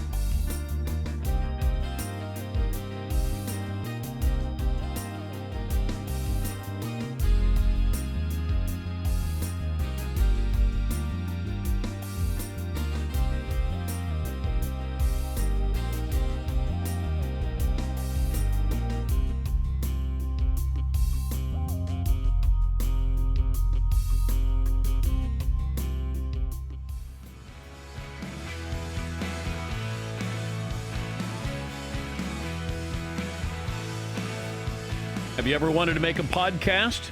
Well, I'm going to help you. I started the Next Great Podcast contest. Go to nextgreatpodcast.com to get details and submit your pitch. We're going to select up to 10 semifinalists and give you $1,000 each to produce a pilot episode. And then the listeners from around the world will vote on their favorite podcast. And I will go in business with you. The nextgreatpodcast.com, and I hope to work with you soon. He's now the highest paid defensive player in the NFL after signing a 5-year contract extension worth $135 million. Chargers defensive end Joey Bosa joining us on the program. How did you celebrate the new contract? It was pretty uneventful. Just pretty much got to bed early and got ready for the next day of camp. Don't you feel like you should do something? Oh no, yeah. This past weekend, we had a great dinner. Had a little champagne, and but that's about it. It's not the best time to be celebrating right now going into camp. Is it assumed that you'll pick up the check? No. At least this dinner, it was. I guess it was probably the last split we're gonna do in a long time. but if you and your brother go out, who's picking up the check? I'll probably make him do it every once in a while, but no, because I know what's coming to him in the future, so we'll go back and forth. How's this off season been? It's been long, kind of weird, and with all the uncertainty, it's a little nerve-wracking not knowing whether you're going to get a season or not. But I've just been staying focused, staying on my training, and just felt like an extended off season with no OTAs to break it up. But it's been good. Do you work out by yourself? No, Nick trains with me. Oh, okay. Do you haze him at all? Do you beat him up like big brother does to a little brother? Well, those days are long gone. Those days are long gone, yeah. But when was the last time you beat him up? When's the last time? Oh gosh, a while ago. Once the size difference slimmed down a bit, it was no more bullying going on. So it's not like the Gronkowskis. It feels like those guys are always, hitting each other in the groin and beating each other up, wrestling and stuff like that. Yeah, I think things would get a little too serious at this point. How many teammates do you stay in touch with here during the off season? A decent amount. Just try to check in on how they're doing. Just throw some text out there. I mean, they're all busy doing their own thing, spending time with their family, but just to know they're doing well. I'll FaceTime a few guys pretty often. Can you explain how NFL players get paid? Do you get paid in the off season? So it's broken up into signing bonuses and roster bonuses, and then obviously your game checks you're going to get every week. Talking to my financial advisor, you get a better answer than me. I try to not pay attention to any of that stuff, but yeah, it's paid out every I think 2 weeks, whatever the game check is, and you pay taxes on whatever state you played in. So, it gets better every time you play an away game, obviously, when you're playing in California. But have you ever gone to the ATM and just punched in the balance inquiry just to look at it and go, wow, for the fun of it? Not really. I mean, I'm pretty relaxed spender. Like I mentioned, my financial advisor really likes me. Yeah. The most I'm spending on is usually food. So, sometimes ringing up the Postmates, and I have a chef. So, pretty much my biggest spending is on food. What does have you been to the new stadium yet? Not since it's been finished, but I was there at the end of the season last year, and it was pretty incredible. What will you miss about the old stadium that you played in last year? Not much, really. I was going to say. I have one thing: the grass. I like playing on grass, so preferably rather than turf. But you're only going to be in there 8 times a game, or 8 times a year. So, what was your reaction when Phillip Rivers went to the Colts? Sad. I mean, gonna miss him. He's such a presence in our locker room and such a great leader, and obviously great talent. But I think he didn't look too bad when in that jersey reveal the other day when I saw him with the Colts helmet and Colts jersey. It looked kind of natural. Yeah, he looked okay. Do you know all of his kids' names? I don't think I know one, but so don't try me on all of them. No, I'm not going to. Yeah, please. I quizzed him on it one time. I think it took him a little longer than I thought it was going to there. Right. He's like, oh, did I forget one?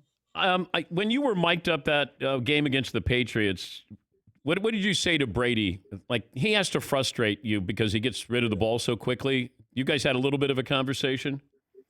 Yeah, it's just tough when you're beating guys and you're getting back there in 2 seconds and the ball's already gone and he's already walking up the field. So I was just like, God, stop getting rid of the ball so fast. And he just slapped me on the butt and was like, yep, stop getting here so fast and I won't have to.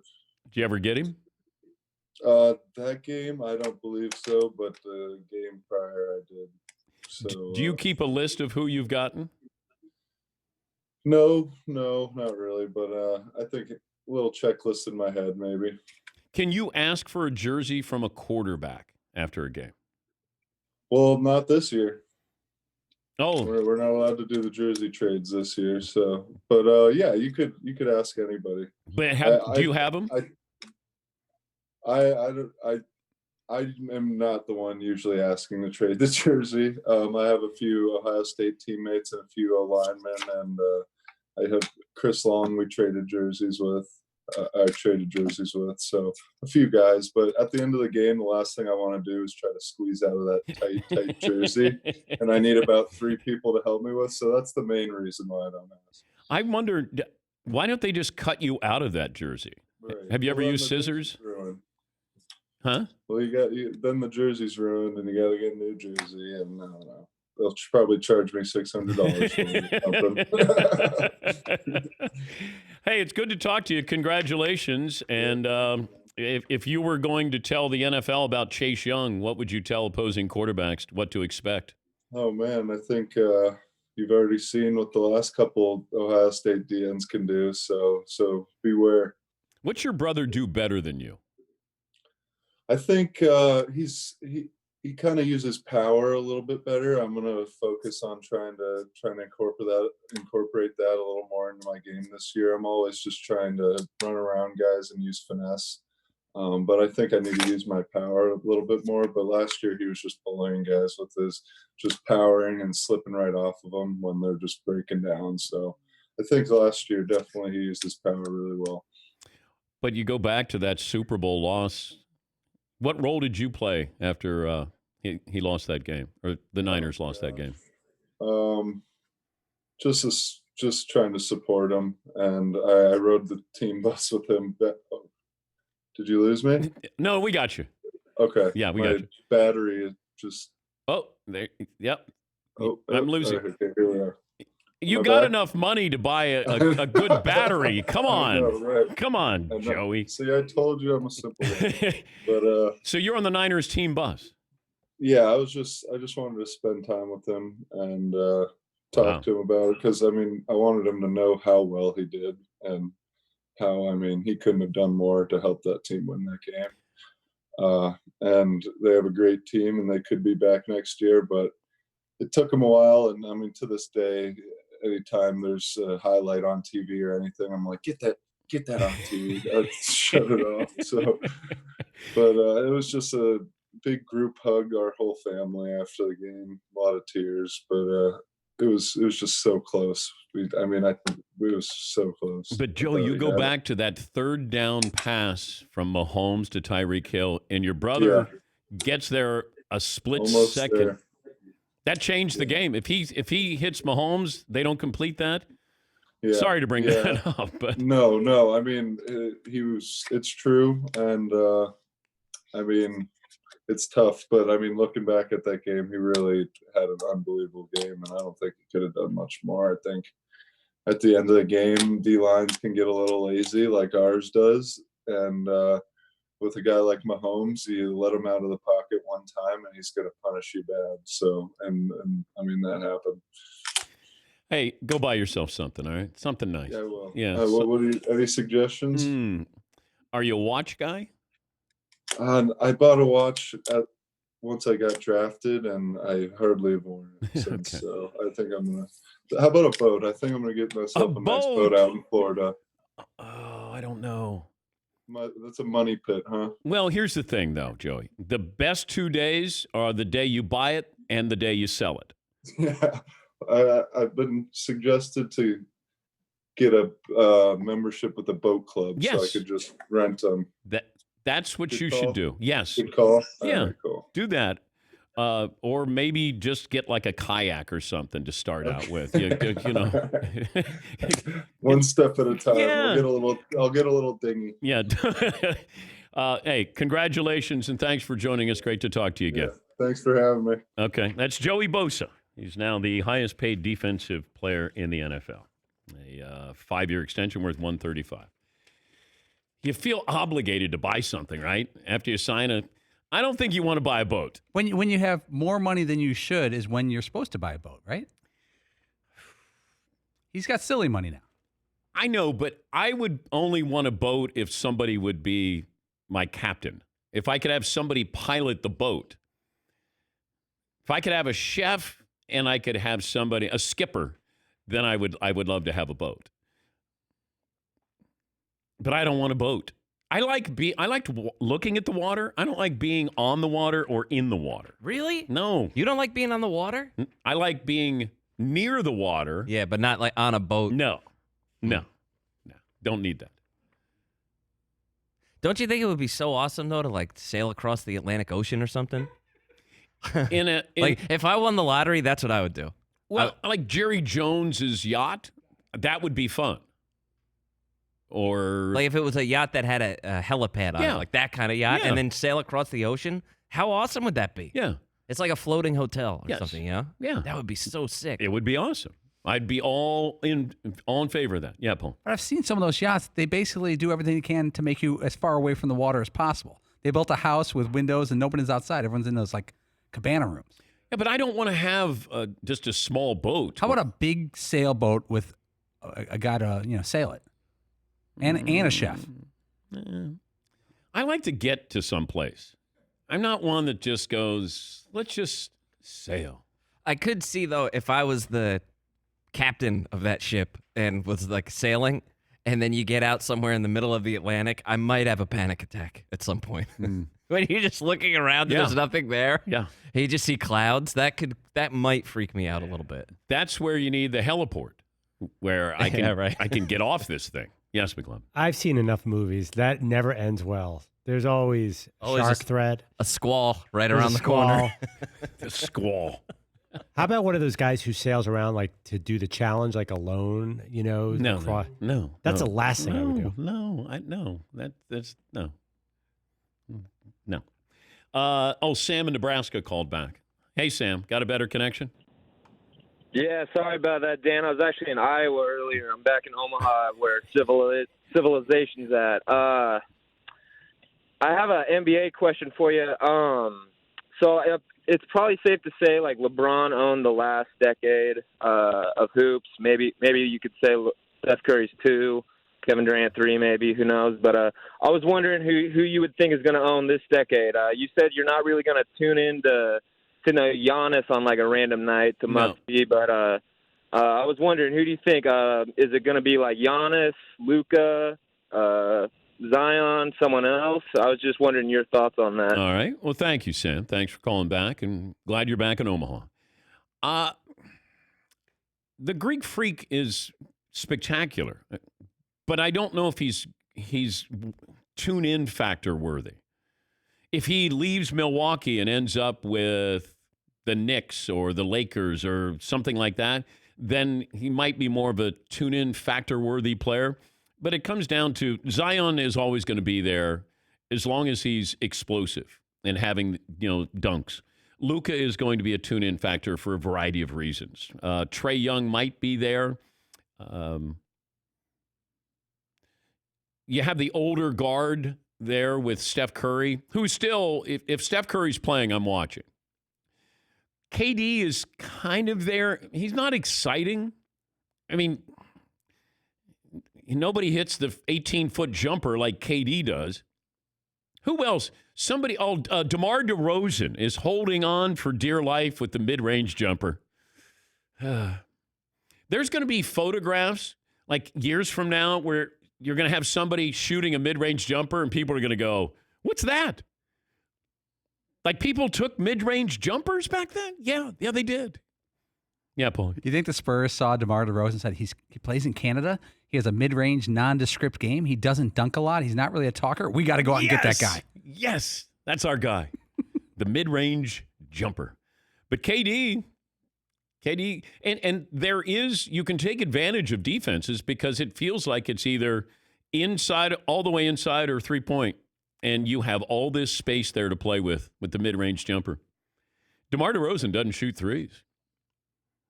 He shoots less than one a game. But KD is not tune-in factor. I think Kyrie had a window where he was really interesting to watch. But am I missing anybody here that you look at and go, boy, that's tune-in factor worthy? I think Trae Young on a better team would certainly help. I find him a whole lot of fun to watch. Yeah, McLevin. In 2 years, it'll be this decade. Amani Bates hits the NBA. Yeah. You know, or what about that guy who decided to go pro the other day? Like 2 weeks ago, we were talking about the number one recruit. His highlights are great. We like youth. Well, we like the potential. Like, what's next? And I just don't know with the evolution of the basketball player in size and ability to be able to shoot. And so you're seeing when somebody's 7 feet tall and they're shooting three-pointers, that you would think the concept is not smart basketball because you want the 7-footer underneath the hoop. But, you know, basketball has just been turned upside down. And I don't know. I feel like somebody is going to counterattack the wave of three-point shots. And that is you're going to have a big man lineup.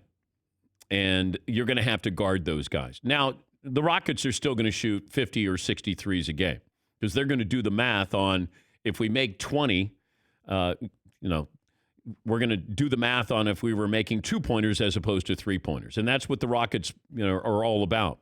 But not everybody can shoot well. And I think that's the misconception. You watch AAU games now, you watch pickup games now, everybody thinks that they're a 3-point shooter. And they're not, obviously. I mean, Steph Curry changed the game because you don't have to be big. You don't have to be physically imposing. Don't have to be able to jump high.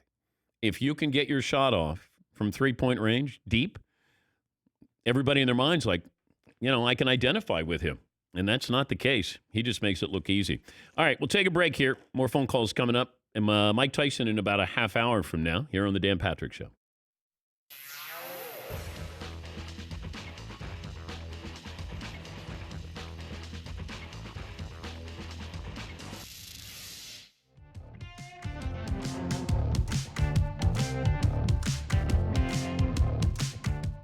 Dan, we're going to play a fun game. You like this headline? You like that how I said it? Oh, that's the name of the game? Yeah. Oh, okay. You like this headline? This is one that I wasn't sure about. DeAndre Hopkins, Kyler Murray has an arm. Factually correct. Double checked, he has 2? Currently. They're trying to convey that he has an arm, right? Now, do you like that headline as is? Would you change it to has a great arm? Or just what if you put an exclamation point at the end to add to that? Which would you do? I would capitalize arm. Okay. Because then it sounds like there might have been a horrific accident or something like that. They saved one of the two. It's disturbing. I don't like it. It's disturbing? Kyler Murray has an arm. What happened to you today? Am I a little cranky? So I'm calling out. Your attention to detail is too detailed. Well, he asked the question. I don't like it because Kyler Murray has an arm. It's like journalistically disturbing. It's like they pulled him out of a vehicle or something like that. He still has one arm. You said it's disturbing. It's disturbing because I went to some dark place. Kyler Murray has an arm. Thank God he saved one of the 2 arms from me after that. Do you think that would be a small story that Kyler Murray lost one of his arms in an accident? You would think it would be something more dramatic Bigger than that. Kyler Murray has an arm, but it's a silly, bad headline. It's disturbing. It's disturbing. Kyler Murray has an arm. Oh my God! What about his legs? That's the first thing that popped in my mind. Seton and McLovin, you guys both are in the media. Do you like the headline as is, or would you tweak it? I kind of knew what it meant. You did. I kind of knew what it meant, but I was. Were you disturbed? No, I certainly wasn't disturbed. I have a Kyler Murray has some arm, or the capital letters of arm. There's like 50 different. But it's a variation of the Bob Costas joke about So and so has a groin. Remember, Right, he loves that one. Yes. Yeah, well, I certainly hope he does. Yeah, I certainly hope he does. So Bob Costas kind of ruined the joke a little bit, but it's still pretty. Well, it's the old. Yeah. He's day to day. We're all day to day. Right. Yeah. That was a big Sports Center line. That Charlie Steiner. Big Sports Center. But to be fair, we can't blame Shereen Williams because that's someone else does the titles, right? They had nothing to do headlines. with the headline.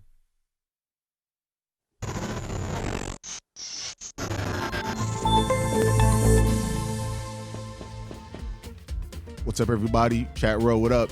Everybody, thank you so much for all the emails. Got one from Connor. He says, trying to get a shout out for my 28th birthday today. Happy birthday, Connor.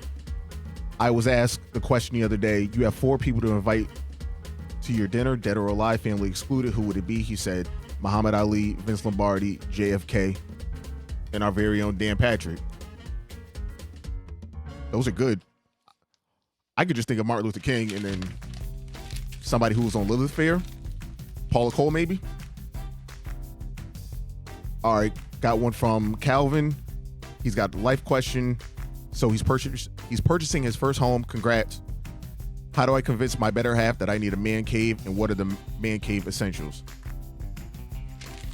Good luck. I got a brand new finished basement, and it's just all her craft stuff. So, Godspeed.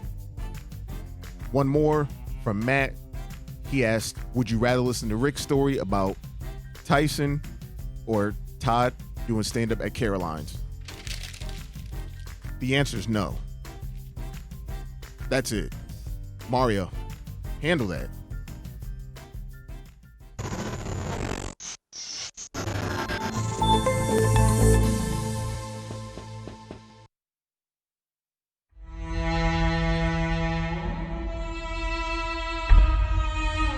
When you're at UCLA, were you playing pickup games with the Lakers?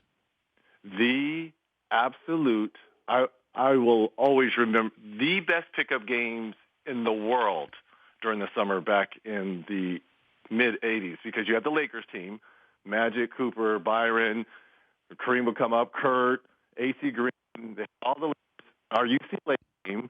Then you had a team full of pros, Isaiah, Mark Aguirre, Kiki Vandeweghe, Michael Jordan would come through, Larry came through a couple of times, and then you would have like a NBDL team. So we had 4 teams, and we just played round robin on 2 courts. And you talk about the best basketball, unscripted. Now, Magic called fouls on every play, and they always won. But just to be able to witness it as a 18, 19, 20-year-old kid, it was the best basketball education. I mean, every day from 2 to about 4:30. And then in the mornings, we would work out on Drake Stadium, like at 8 to about 10. Run the stadium, run the stairs, do push-ups, do pull-ups. And then we would go play. It was the best. I mean, learning basketball from those guys. I mean, Magic and Cooper, they taught me how to be ruthless, how to be it was great. It was absolute best, Theodore.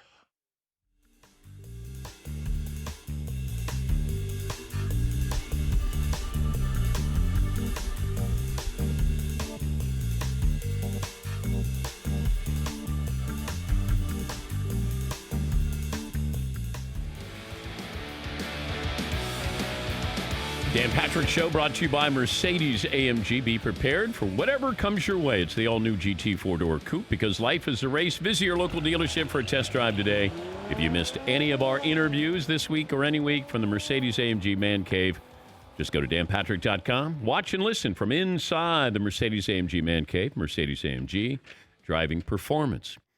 Just saw this. New details with the NFL. The NFL Management Council just sent teams an updated discipline schedule, including fines and suspensions for, quote, high-risk COVID-19 conduct, such as going to clubs, bars, and house parties, no longer labeled high-risk church.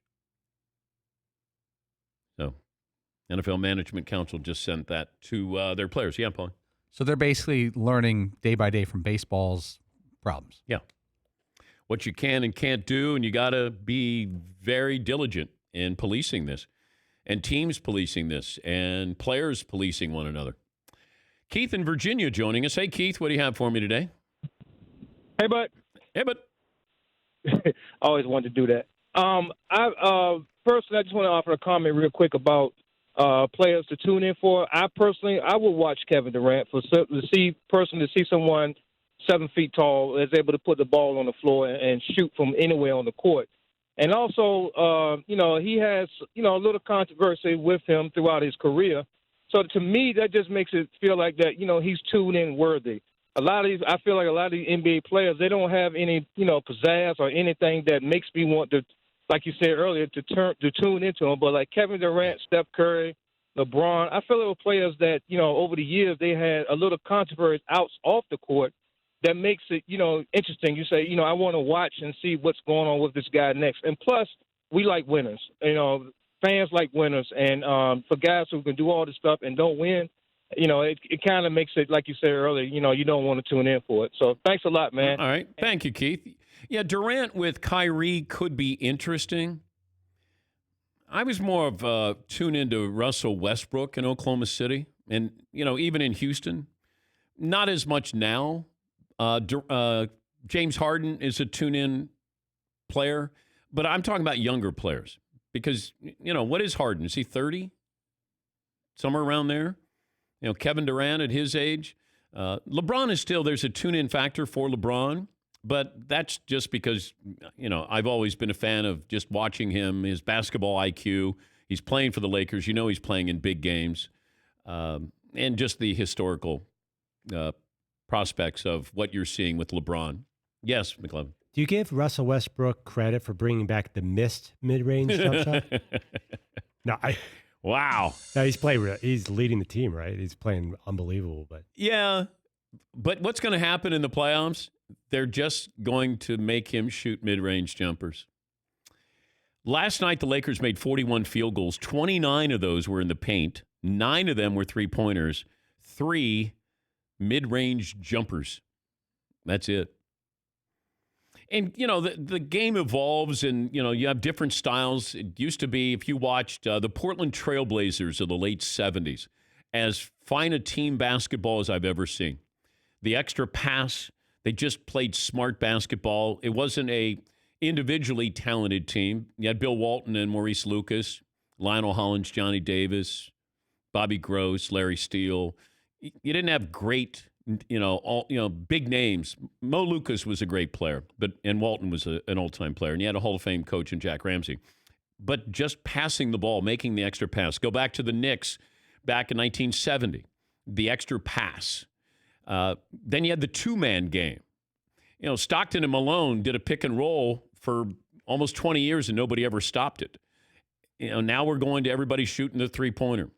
Something else will happen. The game will change. I don't know when and what it'll look like, but it will change. Harden will be 31 coming up this month. At the end of the month, he'll be 31. Skip in Texas will join us. Hi, Skip. How are you? Hey, bud. Hey, Skip. So, first of all, 2 quick things. I got to throw Marvin under the bus. I mean, that's ridiculous to take a call from Hawaii. It's like 3 a.m. What did he think he was going to get? I used to live in Maui for 6 years, and I'm telling you, the only time I heard this show live, I was smashed. So that was ridiculous to take that call. And then secondly, I get my name Skip as a skipper.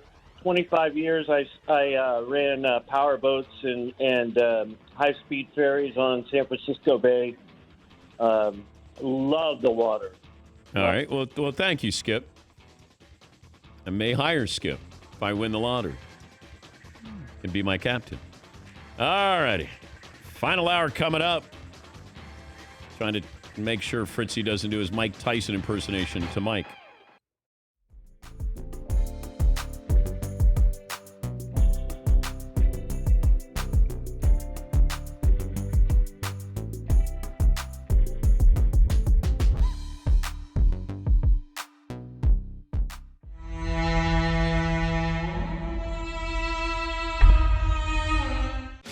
We talked about this yesterday, where normally you don't give yourself a nickname. Muhammad Ali gave himself the nickname of the greatest. At age 22, he's the greatest. He called himself the greatest. Normally, somebody bestows a nickname upon you, like Wayne Gretzky. He didn't call himself the great one. A local sports writer called him the great one. Wayne Gretzky, kind enough to join us. Wayne, how are you this morning? I'm doing just well. How are you today? I'm doing okay. Did you ever discuss your nickname with Muhammad Ali? He did with me one time. He came into the locker room in the old LA Forum in about 1983. Coincidentally enough, Mark Messier's uncle, Larry Messier, used to be part of his management team and corporate marketing team. And so he brought him down to the morning skate one day to meet the players and say hello and get pictures. And he came in the locker room and he said he was looking for the great one because I'm not the great one because he's the greatest of all time. So we just let him say, okay, that's fair enough by me, and good for you. And I sat back in my chair and slumped in the corner. Was that the first time you'd met Ali? Yeah, first time I met him. Did you, I think it's one of those guys that you're not quite sure how you're going to react when you see him until you see him. And then, it's pretty intimidating. You know what? It was very intimidating, and I'll tell you, because he was such a huge figure, not just in the sports world, but worldwide. But I'll tell you one of the great stories. I was in the Plaza Hotel one time in New York, and I was standing in the lobby with Gordie Howe, and I thought it was so amazing. Muhammad Ali came over to say hello to Gordie Howe, and I was standing there thinking, wow, two of the greatest athletes and two of the nicest people of all time just standing in the lobby of a hotel talking and chatting. And it was one of the great sports moments for me, something I'll never, ever forget. But they were both extremely personable and, did a lot for people who are less fortunate everywhere.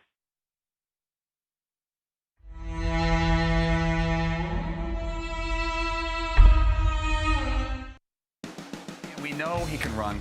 We know he can pass. But isn't a big part of your rookie year learning blitz pickup? Biggest, yeah, definitely. When you got Eli back there, you got to be able to protect him. Yeah, because he's not running away from anybody. So I'm a little more mobile than Eli. Wait. Wow. That's probably true. Your word. What you're talking about. Okay. Once again, my words. Okay, so I'm going to be Eli, and you're going to pick up. These are my. Who's blitzing? Okay, I think Paulie's. Who wants to go first? I think Paul's in. Okay, so I'm going one at a time. Or we just get in there. Yeah, one at a time. Now, just let them feel what it's like, because you got to protect me. Hold on, I'm D Ford. Because I'm the franchise quarterback and I'm the star of this team. So one, I'm gonna take your advice, what you told me up there. So I'm gonna explain. Okay, well, explain what you're gonna do. So for pass blocking, obviously you want to read defense and see what they're doing. A big thing that I like to watch is safety rotation. But when a guy's blitzing you, a big thing is you want to come and get leverage. Get your leverage, and it's all about your hand placement and tight, and get underneath the guy so you can get there. So if you come, okay, so let's do it real speed. 6 foot 182. All right, set. Okay, I like that. Anybody else want a piece of that? Oh my God! All right, I like that. Hey, we're sending messages over here. We're the Giants, man. I feel like he's about to give me. Dan, I have a low mark now. He's ready. He can't give you anything. He can give you a good grade point average. That's it. Set. Here I come, here I come. Drop in the cover. Interception. Return it. See?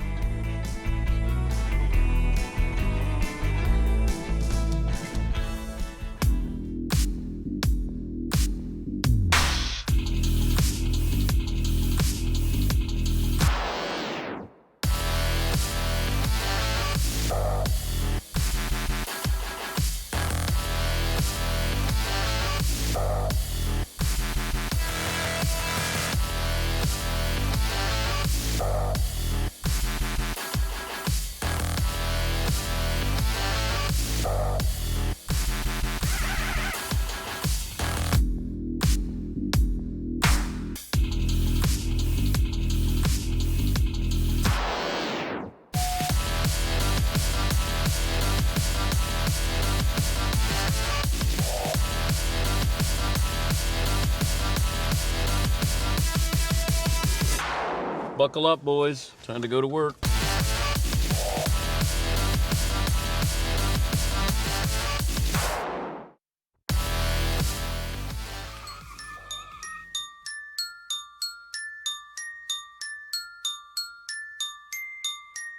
Final hour on this Tuesday. Dan and the Danettes. Dan Patrick. Oh.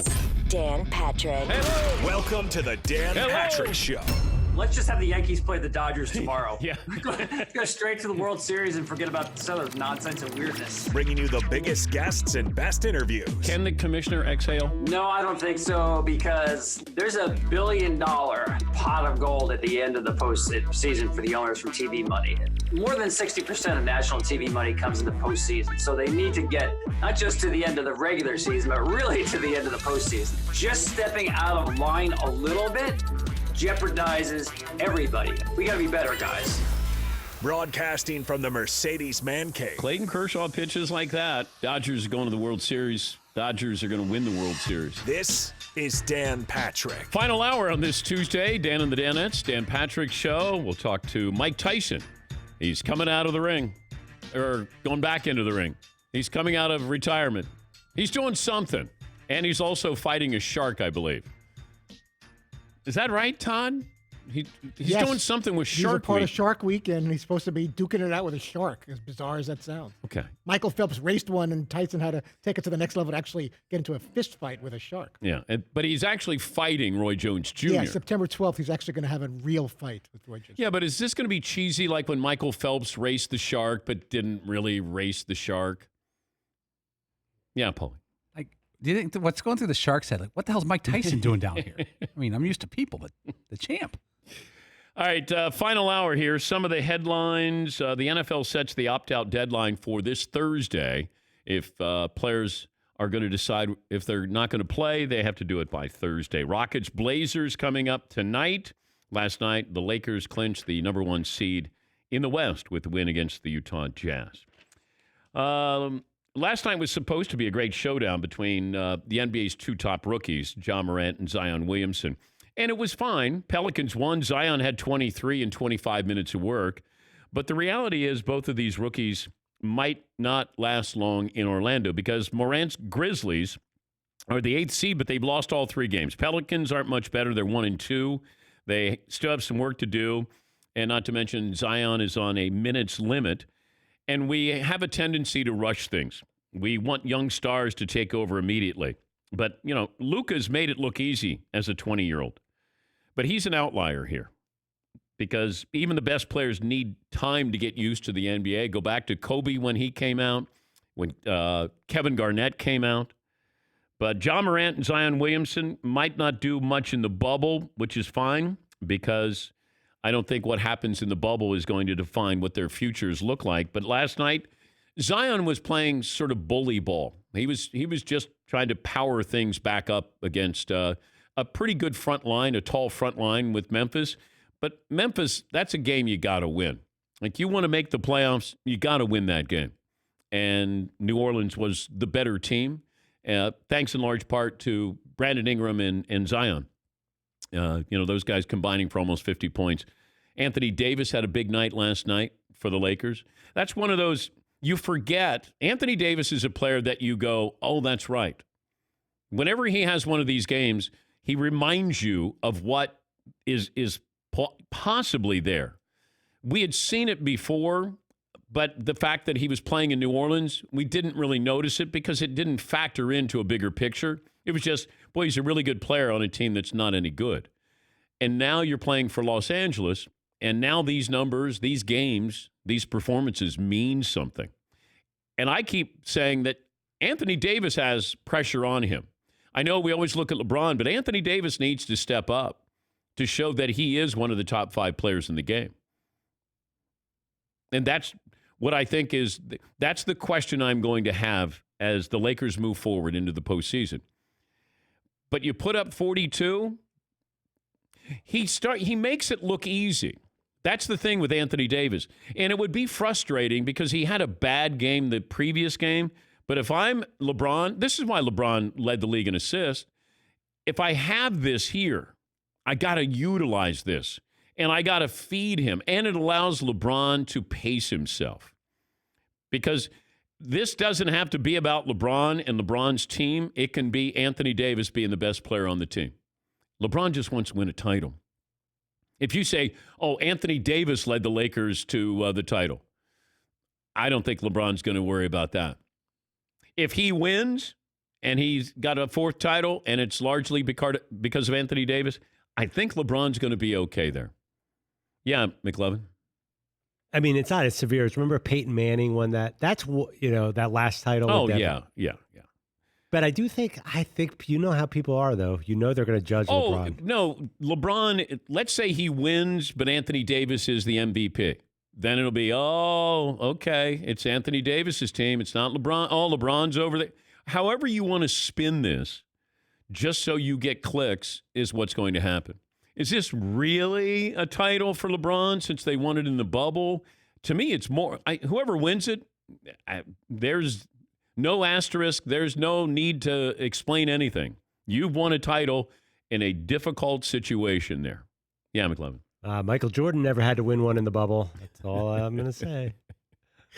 I don't know what that means. I don't know what it means either. Michael was in his own bubble when he played, but people are going to hate on LeBron if he does win a title this year. They'll try to devalue this some way, somehow. I don't know why we feel threatened that somebody moves up near our idols, and then we go, I got to bring them down. I got to denigrate them a little bit. Like something's going to be lost with our childhood if, LeBron gets closer to Michael Jordan. All these great baseball players that I grew up with, and then somebody comes along and then they're actually better than the player that you thought nobody was going to be better than. Unless you're cheating. I don't take it personally, but I always want to remember, I want people to remember those players because it's easy to forget as we move on and go, this guy's the best I've ever seen. Okay, he's the best now. And the game, the athlete, everything has changed here. But sometimes we forget. Who did I have on? Remember where Draymond Green was voted, I think, the one of the best Golden State Warriors over Rick Barry? And I went, who's drinking here? Because somebody who says that has no idea about basketball. And Rick Barry. And Rick Barry was a spectacular player and led Golden State to a title with a team that had no other All-Stars on it. Except for maybe Jamal Wilkes was an All-Star. Maybe. But Rick Barry was a great player. We tend to forget about yesterday and how great these players were because we love the newness, the freshness. Yeah, Paul.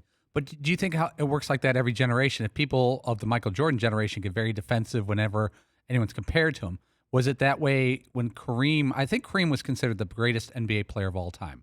If you would have said in 1984, if we were doing a sports radio show, who was the greatest NBA player of all time, would have been Kareem? Probably. Yeah. Bill Russell, but Kareem was considered a... Bill Russell probably still would have been just because he won the 11 titles. But Michael Jordan basically took that title away from Kareem pretty quick. Well, the fact that he took it away from Bill Russell, because Bill Russell won 11, and usually that's the argument. It's like, how many titles does LeBron have? Well, Bill Russell has 11. 11 in 13 years. I think 2 titles in college and an Olympic gold medal. But Michael Jordan's the greatest player of all time because Michael did it in a way that we had never seen before. He took what Dr. J had, and then he took it to a new level. Yeah, McLovin. When I was a kid, it was really Magic and Bird's legacy. Yeah. Because we saw Magic's Lakers, not Kareem's Lakers. Yes. I never saw Kareem like that. Yes. And I do remember a little bit of people saying Magic and Bird were better than Jordan. Well, at some points. Well, Bird had won 3 MVPs, and then we didn't know what Jordan was. We just thought he was going to be a highlight machine, and he wasn't going to play for any titles. He was just going to be a guy who led the league in scoring. But we had already seen that with, Dominique Wilkins was when your nickname's the human highlight reel or film, but Jordan became a winner. But Bill Russell's the greatest winner of all time. Bill Russell wasn't a great basketball player from the standpoint of, he wasn't a great shooter.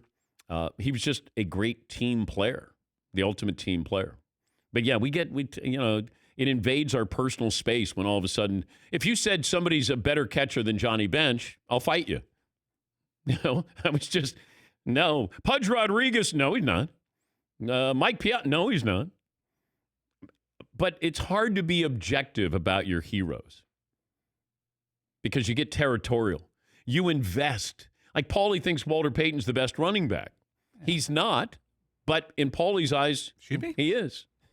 Excuse me? My hip sound. Excuse me? 2 + 2 = 4. Walter Payton's the greatest. Yes, he is. Of course he is. So what do we think about Major League Baseball after 10 games? Well, not everybody's played 10 games. Now you got the Cardinals with COVID. You got the Marlins. By the way, here's Derek Jeter, the CEO of the Marlins, trying to separate fact from fiction with his team and their behavior.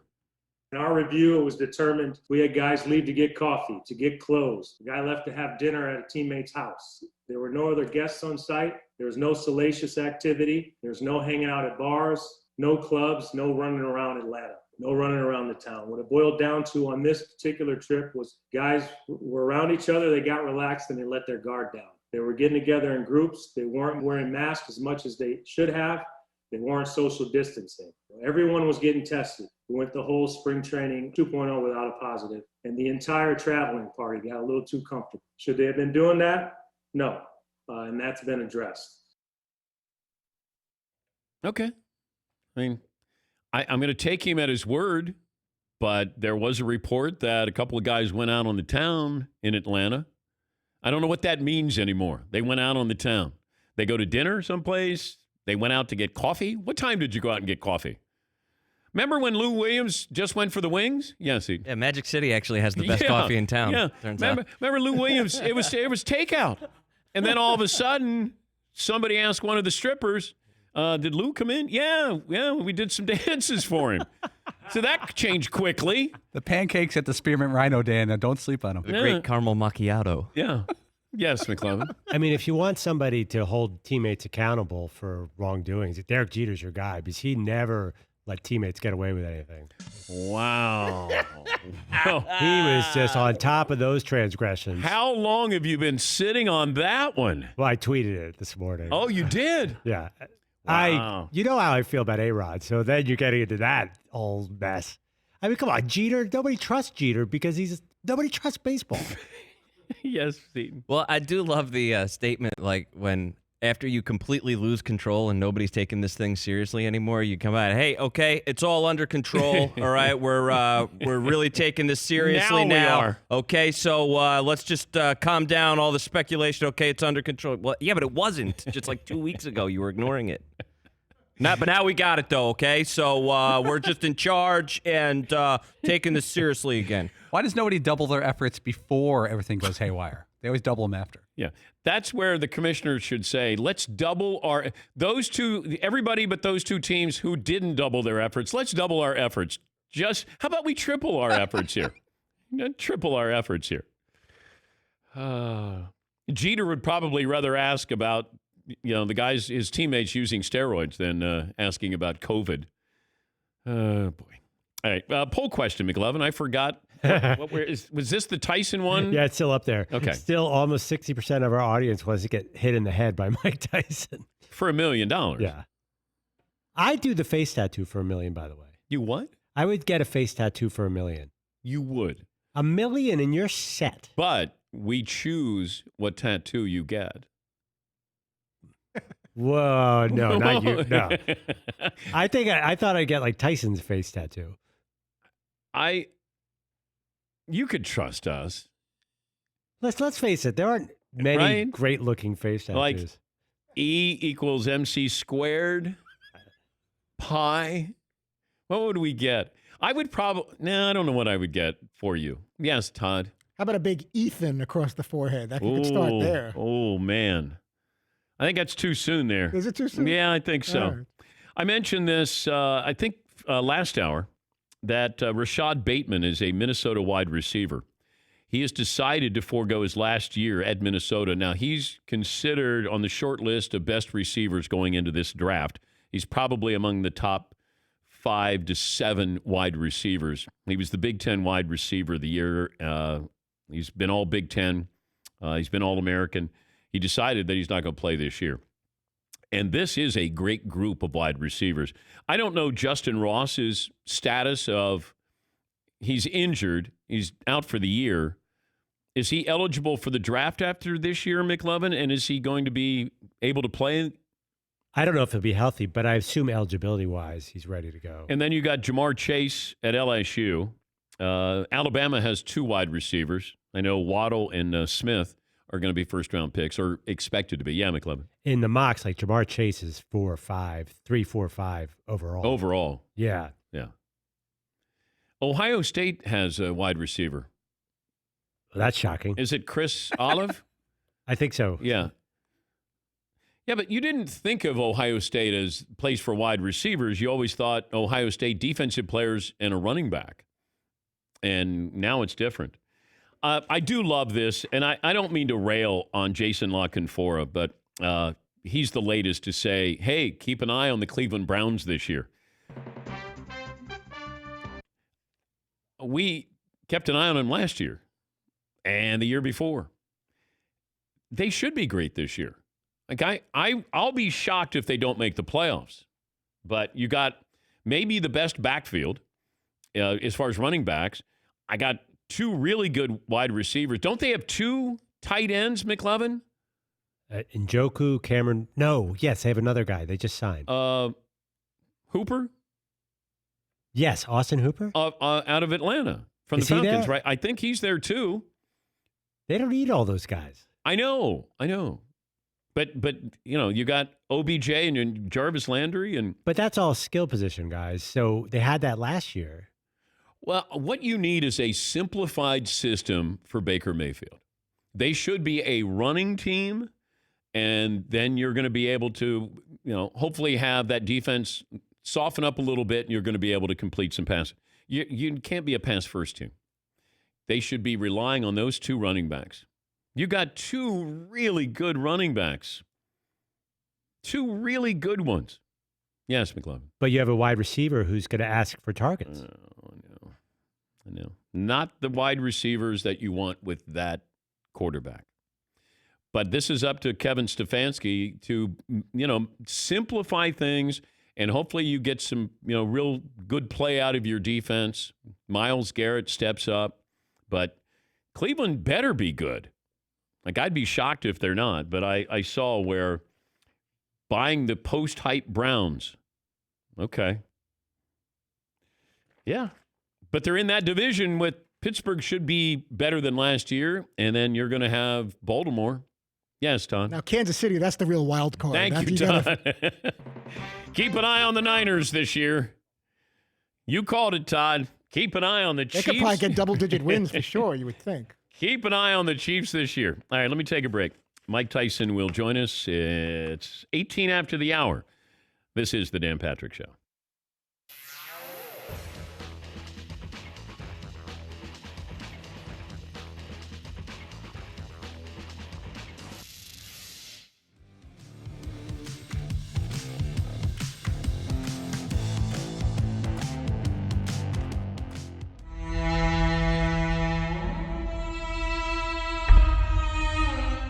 Paula, you want to bring over Joe Larson?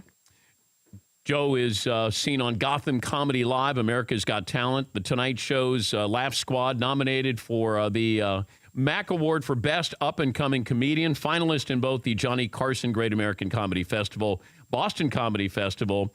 Most recently, you can see Joe on Babies Behaving Badly on Discovery Family Channel and host on Laughs on Fox. So Joe was the host last night at Caroline. Set the scene, Joe, when you realized that Fritzy was on stage, and assess his performance. Well, I walked in and they said, well, we have a special guest. And then I saw Fritzy and I went, no, we don't.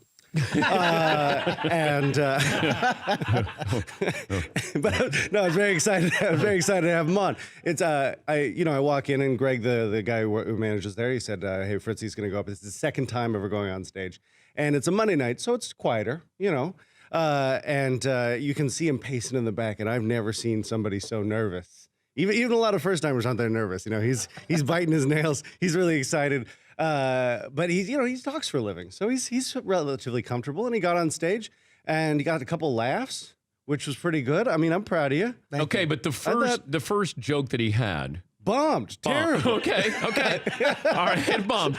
And then there's that awkward. I'm not gentle, by the way. No, he needs to hear honesty here. Yeah. Well, because what they told me was he did this in Minneapolis, right? In front of your crowd. Yes. It's your people. It's, it's like doing comedy in front of your mom. She's going to laugh. She wants you to laugh, She wants you to succeed so badly. So then he got a real taste of what it's actually like, and it hurts. Was it content or style? Since he got some laughs, I mean, the first joke sometimes a joke just doesn't hit. It takes years to build an act and to learn how to structure things. But he came up on stage. He didn't say hello to anybody. It'd be that weird thing of just like going into a job interview and be like, I've worked at these several other locations and I don't. I'm sorry, what was your name again? I thought they told you. So that's a bad thing. That's bad. Presentation, not addressing the crowd. Totally bad presentation. You want to set the stage. It's a conversation. It's a weird one because you're the only one talking, but it's a conversation. Oh no, there were other people talking while he was talking. They were texting. Good. They were, nice. doing their taxes. So he walks up. He jumps right immediately into a bit, which is a little off-putting. He was very fast. The big one that he started with. So when you walk on stage, the first thing you do if you're going to take the mic out of the stand is you take the mic stand and you move it out of the way. There's this distraction, a weird thing in front of you all the time. Doesn't look good, looks uncomfortable. So take the mic stand, get it out of the way. Number 2, say hello. Hi, I'm Todd. Nice to meet you. I feel like I'm giving a... And he went blue early. That's the other thing is there's this theory that actually my dad is a comic too, and he came up with this theory that he calls the theory of escalating intimacy. Right? When you first meet somebody, it's where you're from, what do you do for a living, how's the weather, and it's not until, a half hour in that you start talking about your sex life or whatever it is. So he just went immediately into, not only did he not say hi, but he immediately into a sex life, which is a little uncomfortable. But he went from 0 to pervy in about 15 seconds. I don't know if he was ever at 0, to be completely honest. But yes, he went right into that blue material. If you were going to give him advice, constructive criticism, great. What would you say? 2 things. Get the mic out of a couple things. Get the mic out of the stand. Say hello and slow down. Because he sped up when he bombed on the first joke. Always happens. It's amazing. Really? Yeah, especially with new people, because they get so anxious to get to that next laugh, to get to that next place. It takes a long time to watch somebody slow down and get really comfortable on stage and sort of sit back, and if something doesn't work, allow that to be. Because you have to have confidence in your abilities that you're going to get them back. And if you've only done it twice, you don't know if that's true. And all the legends who have been in that place. Yeah. And then Fritzy's up there. Best comedian you ever saw in there? Well, easily Fritz. No. Who's the best that you ever saw in there? Oh, I saw Seinfeld up there. That was incredible. I've seen Burr up there. I've seen... Bill Burr's. Yeah. Amy Schumer. I've seen... who was... I saw Chris Rock up there. The thing about New York City comedy is you are in... Is that good? I don't know. We're wrapping it. That's your red light. That's your red light. Yeah. New York City comedy is beautiful because you never know who's going to stop in. This is where the legends live. He's Joe Larson. You can see him doing a variety of things, including babies behaving badly on Discovery Family Channel. Thank you again for being a gracious host last night at Caroline's. They treated us well. Fritzy didn't treat the audience that well.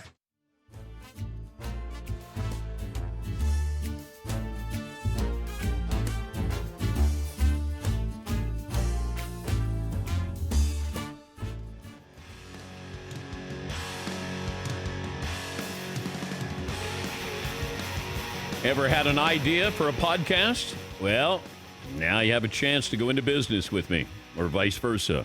NextGreatPodcast.com. Came up with the idea a couple of months ago, and I thought, you know what? People always have ideas. Doesn't have to be sports related, but if you do, you have a chance. We're going to have 10 semifinalists and give them each $1,000 to produce a pilot episode, and then listeners around the world will vote on their favorite podcast to decide the next great podcast. That's what it's called, nextgreatpodcast.com, and I will be working with you. We will be partners on this with the overall winner.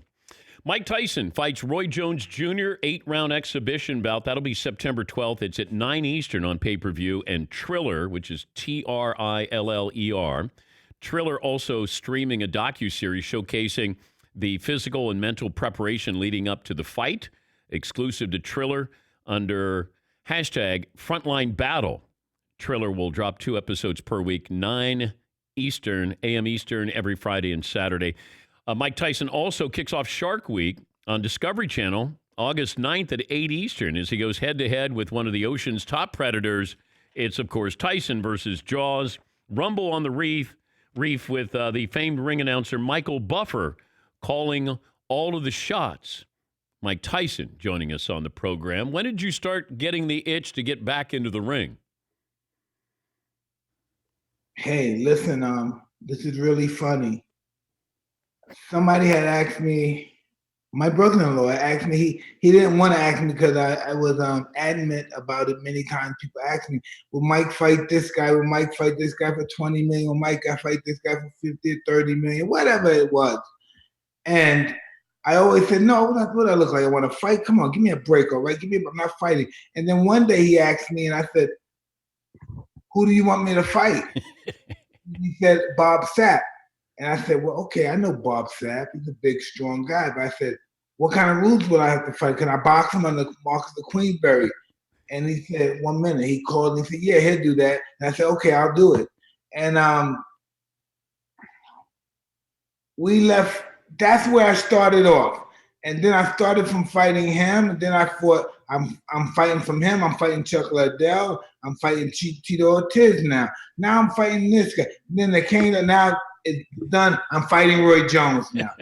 So does that make sense to you? But it doesn't make sense to me, but it's where I'm at now. Well, it probably didn't stop where people kept waiting for you to fight somebody because, well, you're supposed to fight somebody. But at your age, are you supposed to be fighting somebody? I wouldn't fight nobody 10 years ago. At this state of my life, I see I can do it for a better cause, a charity-based cause, and I feel great and I look great. So why not? Then I heard that you said you could knock out Conor McGregor in the ring, but would you get in the octagon with Conor McGregor? MMA. I don't think I want to do that, and not because Conor might kick my ass, but just the fact that Conor has the right to step on my feet. And if anybody steps on my feet, I'm tapping out. He doesn't have to. Wait. So that's the secret to beating you is stepping on your toes? If he steps on my feet when we get out the ring, it's going to be a problem. then we're going to have to get some police involved. We're going to have to a lawyer involved. We're going to be involved. It's just going to be ugly. But, Mike, if Peter McNeely had stepped on your feet, he might have been able to beat you? Absolutely. He did. How would you fight you? If I said this Mike Tyson was going to fight Mike Tyson 25, how would you do? It's so, I'm lost for words. But how do you fight a guy like that? But the intelligence, though, of like at your age and being wise, well, maybe you'd be wise and not get in the ring with a 25-year-old Mike Tyson. No, I probably wouldn't. But he's more. That 25-year-old had morphed into me, and so maybe if he ever understood who I am now, the 25-year-old, maybe he wouldn't want to get in the ring with me. How often did you see fear when you walked into the ring? I see fear every day of my life. But fear from the opposition. You always feel fear from the opposition. What's the purpose of even fighting if that's not involved? But their face, when you walk in and you put fear on their face, how often do you think you saw that in an opponent? I didn't see fear. I saw intimidation. It's a big difference. What's the difference? Fear it's an emotion that we receive from God for whatever purpose it is. Intimidation is an emotion that prevents you from performing at the highest point of your ability. And so that's intimidation, to prevent you from reaching your highest goal. What's the perfect punch feel like when it lands? It doesn't feel like anything. You don't feel, it feels like you missed. Really? Yes. Because baseball players will talk about hitting a home run, and then it feels like nothing. Yeah, you don't feel it. You think you missed them. Next thing you know, he's out there sleeping. Did you ever feel sorry for an opponent? I wish he didn't get in the situation that he got into or something. I wish he didn't. I just wish something bad didn't happen to him that happened to him. Yeah, I don't like that. Who was that you're talking about? I don't know. It's just one guy I hit, and he was down a little bit, and I hit him while he was down, and I just didn't like that. When I saw it, when I was performing it was great, but when I saw it, it gave me bad feelings. Explain that it says it's an exhibition fight with Roy Jones. What does that mean, an exhibition? But exhibition means two people are fighting. It's not called a fight. But it's real. Pretty much, yeah. We're throwing punches at each other. You know? Dan, you've been in sports your whole life, and not only in boxing, but in sports, even in race car driving, anything. There's always some unwritten law, and the unwritten law is that the possibility you can die during training or the actual game. And listen, and we all know that because race car drivers, basketball players, wrestlers, boxers, we all seen it happen since we were kids. And we want to be in that sport, but we all seen that. Some of us seen it happen to our fathers, and we still want to do it. And that's who we are. And I can't explain why, and don't have me try to and be an idiot. I just don't know why. We're talking to Mike Tyson. He's going to fight Roy Jones Jr. 8-round exhibition. That'll be September 12th at 9 Eastern pay-per-view and Triller. That your last fight was, 15 years ago? Yeah. What do you remember about that? I remember I didn't really train. I wasn't excited about that fight. It was just I don't know what it was. It was just a bill paying, really mundane day at the office. But it's hard. You were a walking business, and you have to fight, and people want you to fight, and then how many times do you think you got in the ring where you just said, I don't want to do this, or I don't have it? Well, you do many times, but in this business, look, we're not going to really get hurt. At least we believe we're not going to get hurt. Even if we, this is what we do. This is what we know how to do. When you went for revenge with Larry Holmes, was that Larry Holmes beat Muhammad Ali, and you said you wanted revenge? Yeah, it was October 2nd, 1980. And why did it bother you so much? Because at that time, Cuss had drilled in my head that Muhammad Ali was pretty much a god and was worthy of worship and stuff. And so when I was I was probably 11 years old. I saw Muhammad Ali at Spofford Reformatory, and that's when I wanted to fight. Yeah, I remember being the ringside, and Ali came in Atlantic City. I don't know if you were fighting Spinks or Frazier. Maybe Holmes, perhaps. I don't know, but Ali came in, and the sea parted. There were all these people. Like, it was one of the most incredible entrances I ever saw, and it was just Ali, and all these people started chanting and cheering, and it was really emotional. You probably weren't even in the ring yet, but when he came out, I'll never, ever forget that. I got goosebumps thinking about that. I can tell that Ali has an impact on you, that it makes you emotional. Pretty much, yeah. It's incredible. When you start, and the science of boxing, and the history of boxing, and I always talk about Ali what I loved about Ali is, these guys now who talk trash, like he was doing it saying, I'm going to knock you out in this round. He had a strategy there. Like, there's no showman like him. Bigger than that, it's really about world domination over yourself. What do you mean? It's about conquering yourself and conquering your fears, not really about conquering your opponent. When did you conquer your fears? I'm still in that process of doing that. My fears are never conquered. I'm a product of fear. I'm from Brownsville, Brooklyn. And if you don't have fear there and learn how to control it there, you're going to have problems all out of life. You're going to be really up. How much fun do you want to have with this fight? Oh, this is going to be, I don't know. My definition of fun is broken eye socket, broken jaw, broken rib. How often do people come up to you and say that they would want to fight you? Just on the street, when you run into people, because every time you see a champ, you walk up and then champ will get ready, act like he's going to throw a couple punches. No, I don't have that, but people ask me on occasion, how do I knock out somebody? How do I throw a punch to knock someone out? What do I do if somebody attacks me like this and that? It's ridiculous things that I don't know what to do when they ask me that stuff. Why don't you do a fantasy camp where you can come in and get punched by Mike Tyson? Like people sign a waiver and they spend $1,000 and they come in to get punched by you. I don't know, stuff like that is too mundane for me. I like to get right to You're doing a lot of stuff here. We got Shark Week coming up too. You're involved in Shark Week? Oh, man, listen, the Sharks had me shook, man. Oh, God. What am I? Listen, I'm from Brownsville, Brooklyn. What am I doing to host the Sharks, man? Come on. What am I doing? What are they trying to do? Tell me, what are they trying to do? Make me civilized or something? Yeah, but how did this idea come up that you're going to fight a shark? Listen, you don't want to hear this. Yes, I do. Man, listen, you don't want to hear this. All right, you want to hear this? I don't think I'm saying this to you on national television, but listen. Dana White, UFC president, thought he was doing me a favor. Mike, I don't want you fighting, Mike. Just do a couple of these gigs, and for you, you're going to be straight. Don't worry about fighting. I get these gigs. He care about me fighting Roy Jones, and he wants me to go swim with sharks, but he care about me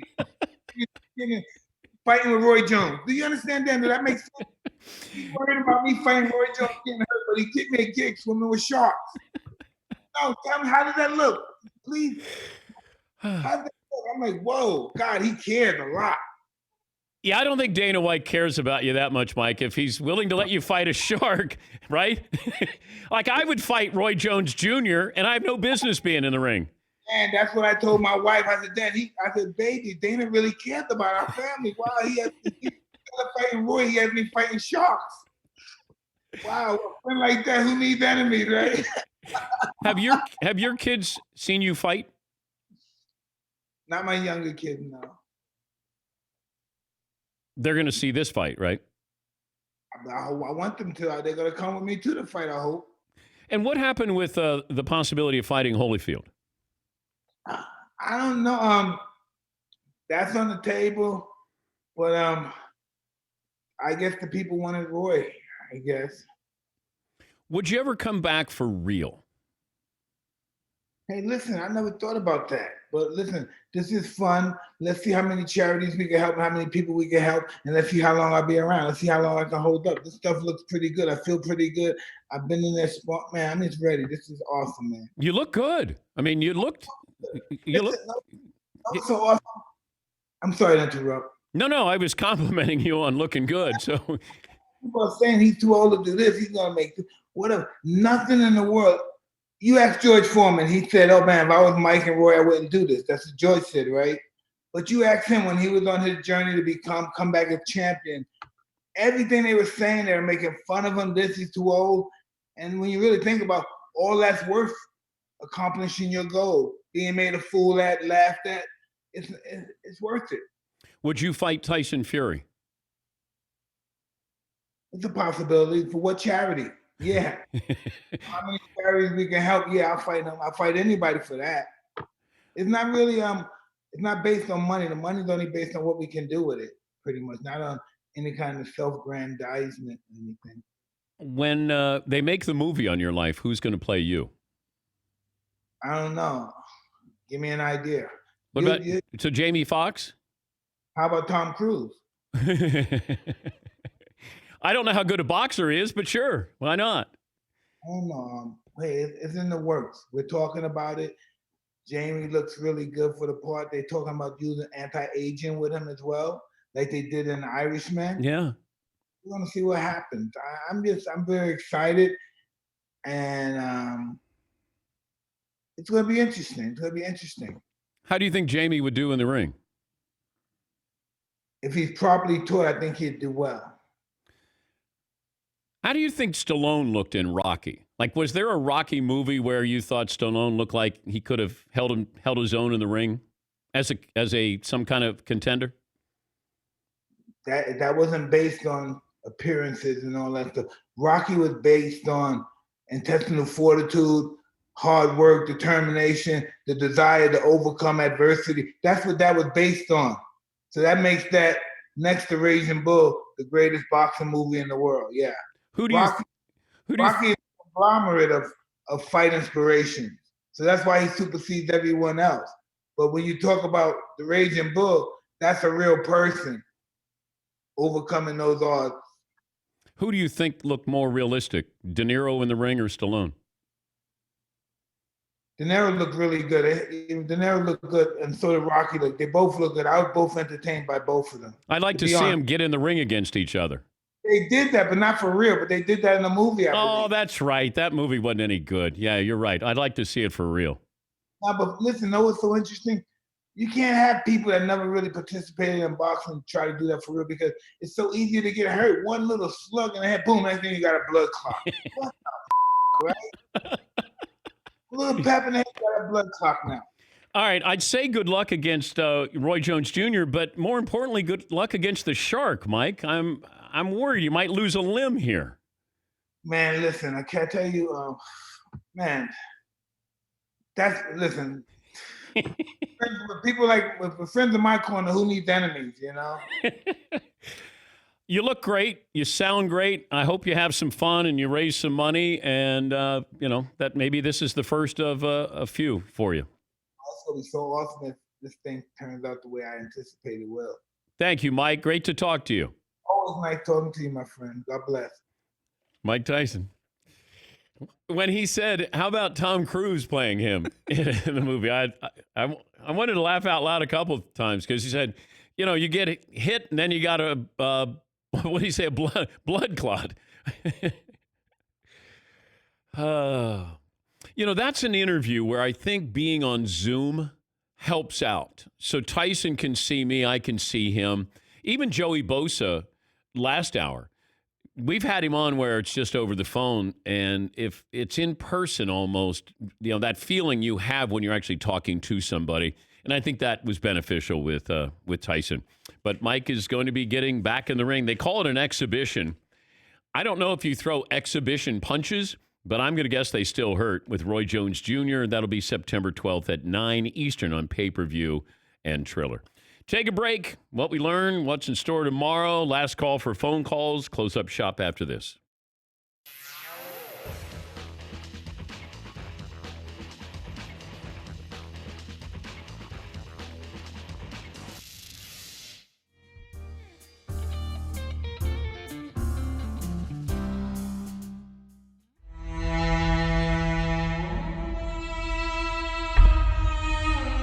Does it still bother you that you finished runner-up to Matt Leinart in the Heisman in 2004?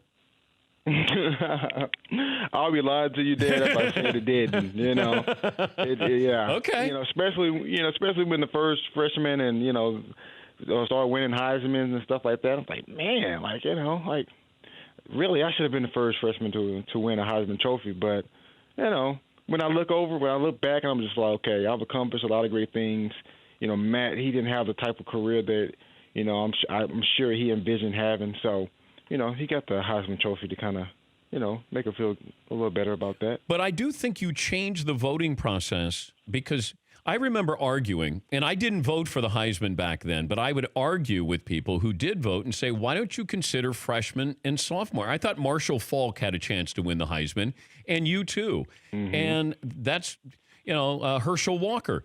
And I said, why do we make this, you got to be a junior or senior? You're not being fair to the underclassmen. I think when you came along and rushed for 1,900 yards, you opened people's eyes to, hey, a freshman can be the best player in college football. So you didn't win the Heisman, but I do think you changed the voting process. And I can look back and say, you know what, that's good. If it opened the door for some freshmen to come in and have the opportunity, then, it was a good job by me. What's funny about that year as well? I think me and Reggie Bush were the only two running backs up for the Heisman Trophy, and obviously I was a freshman. I didn't even win a Doe Walker Award that year. For the best running back? Yeah, it's like, ooh, someone that's not up for the Heisman Trophy wins it, huh? That was odd. You're not bitter. You've totally let it go, right? As you can tell. Yeah, I can tell. I was also wondering this, too, because you finished runner-up to Leinart. And Alex Smith, your current teammate, finished 4th in that Heisman race. Did you know that? Yeah. He was there. Yeah, it was. It's cool. I've thought about that since I've been here. It's like, how things can kind of come around full circle, man. You never know. Crazy. Coming out of high school, if it wasn't Oklahoma, you would have gone to? USC. Oh, boy. Yeah. Texas, listen, Texas was already out the picture because Mac Brown said, hey, Cedric Benson's coming back for his senior year. We're going to be loyal to him. He started since a freshman.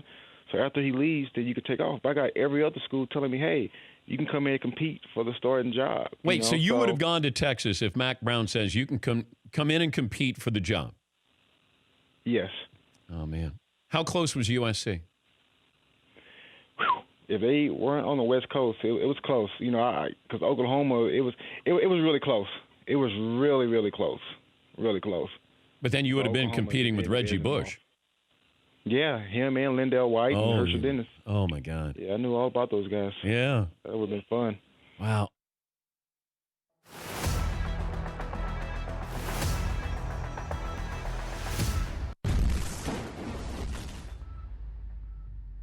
Congratulations to Kyle in Utah. I believe he went to or lives near Dixie State University. I hope I got some of that right. But Kyle in Utah guessed the scoreboard of 29 and 13. The clue for 29.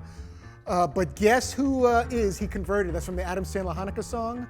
And that would be O.J. Simpson, not a Jew, but guess who is? Rod Carew. He converted. On this date in 1985, the Angels' Rod Carew, jersey number 29, gets hit number 3,000, comes off Frank Viola and his former Twins team. 13, an A-bomb for the ages.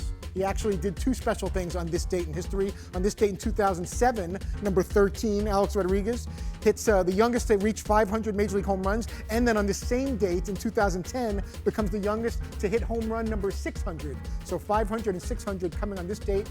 Number 29 and number 13, Rod Carew and Alex Rodriguez. Kyle in Utah gets it done. Dixie State University shout out.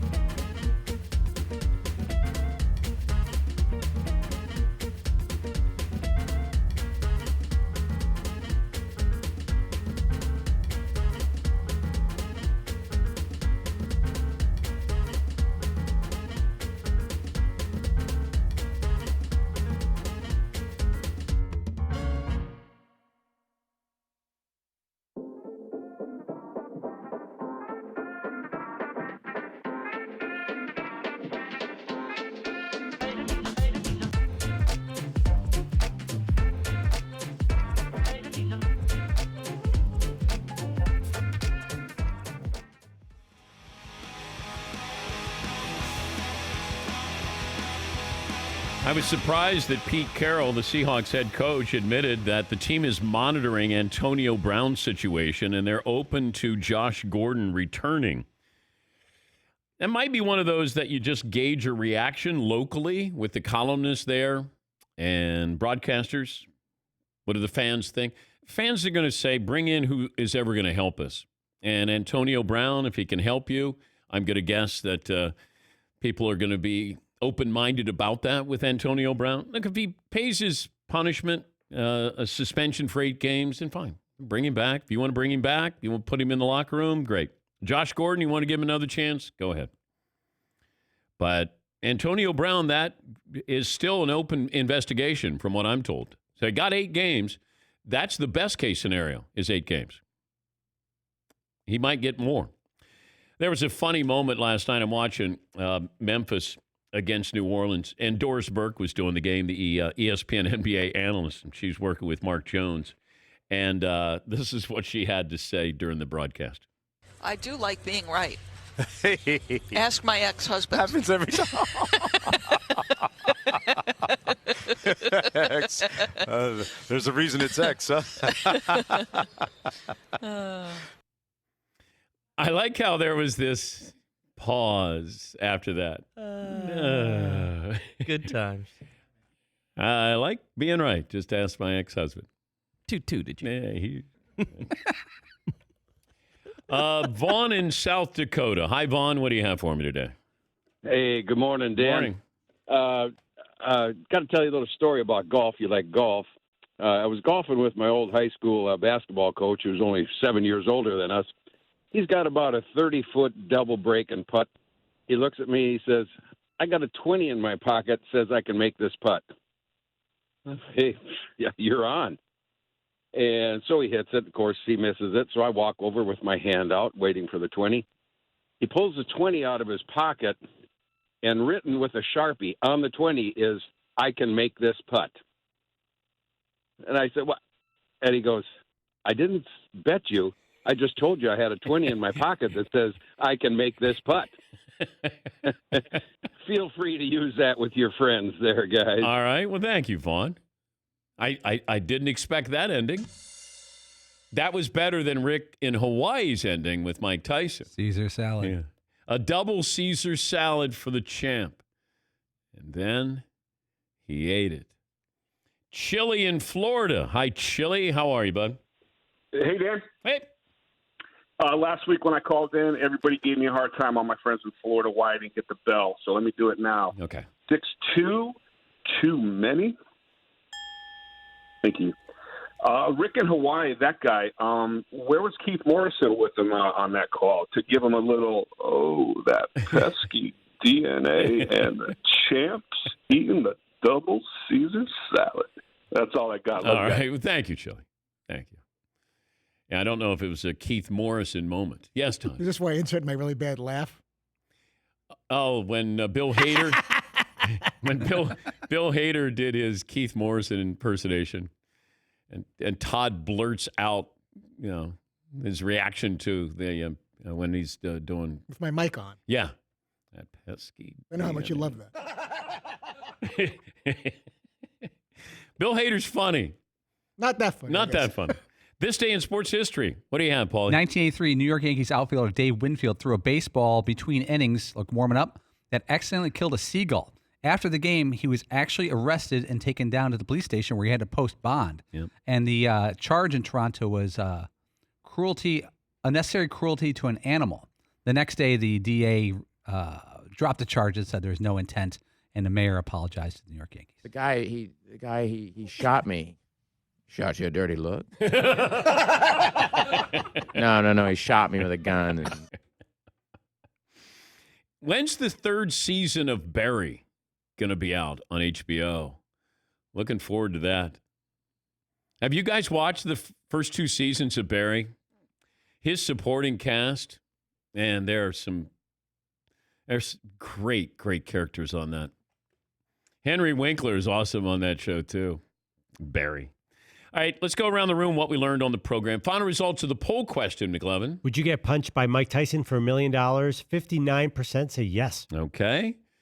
Todd, what did you learn on today's program? I learned that 24% of all plate appearances result in a strikeout, and the Rockies have the second lowest ERA among the starting pitching staffs. All righty. McLevin. The champ ate both salads. I didn't want to bring up this story to Tyson because I don't know. I'm going to guess he wasn't going to remember. Hey, Mike, you like Caesar salad by any chance? And if he came back and said, actually, that reminds me of a story. I met this guy, Rick, in Hawaii, and I had a double Caesar salad. I was sitting with Danny DeVito and Arnold Schwarzenegger and Kennedy Jr. It was crazy. What did you learn today, Seton? Alex Caruso, still a great defender. Yeah. Just ask him. Paulie, what did you learn? Mike Tyson wants Tom Cruise to play Mike Tyson in the biopic. Fritzy, what did I learn? Tyson's not looking to make any money off the fight. It's not for his own self-aggrandizement. God, I'll be happy when this show's over.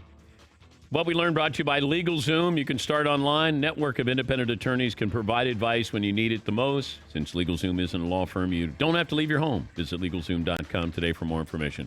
Say goodbye, Mike Tyson. I don't even like Caesar salad. I'll talk to you tomorrow.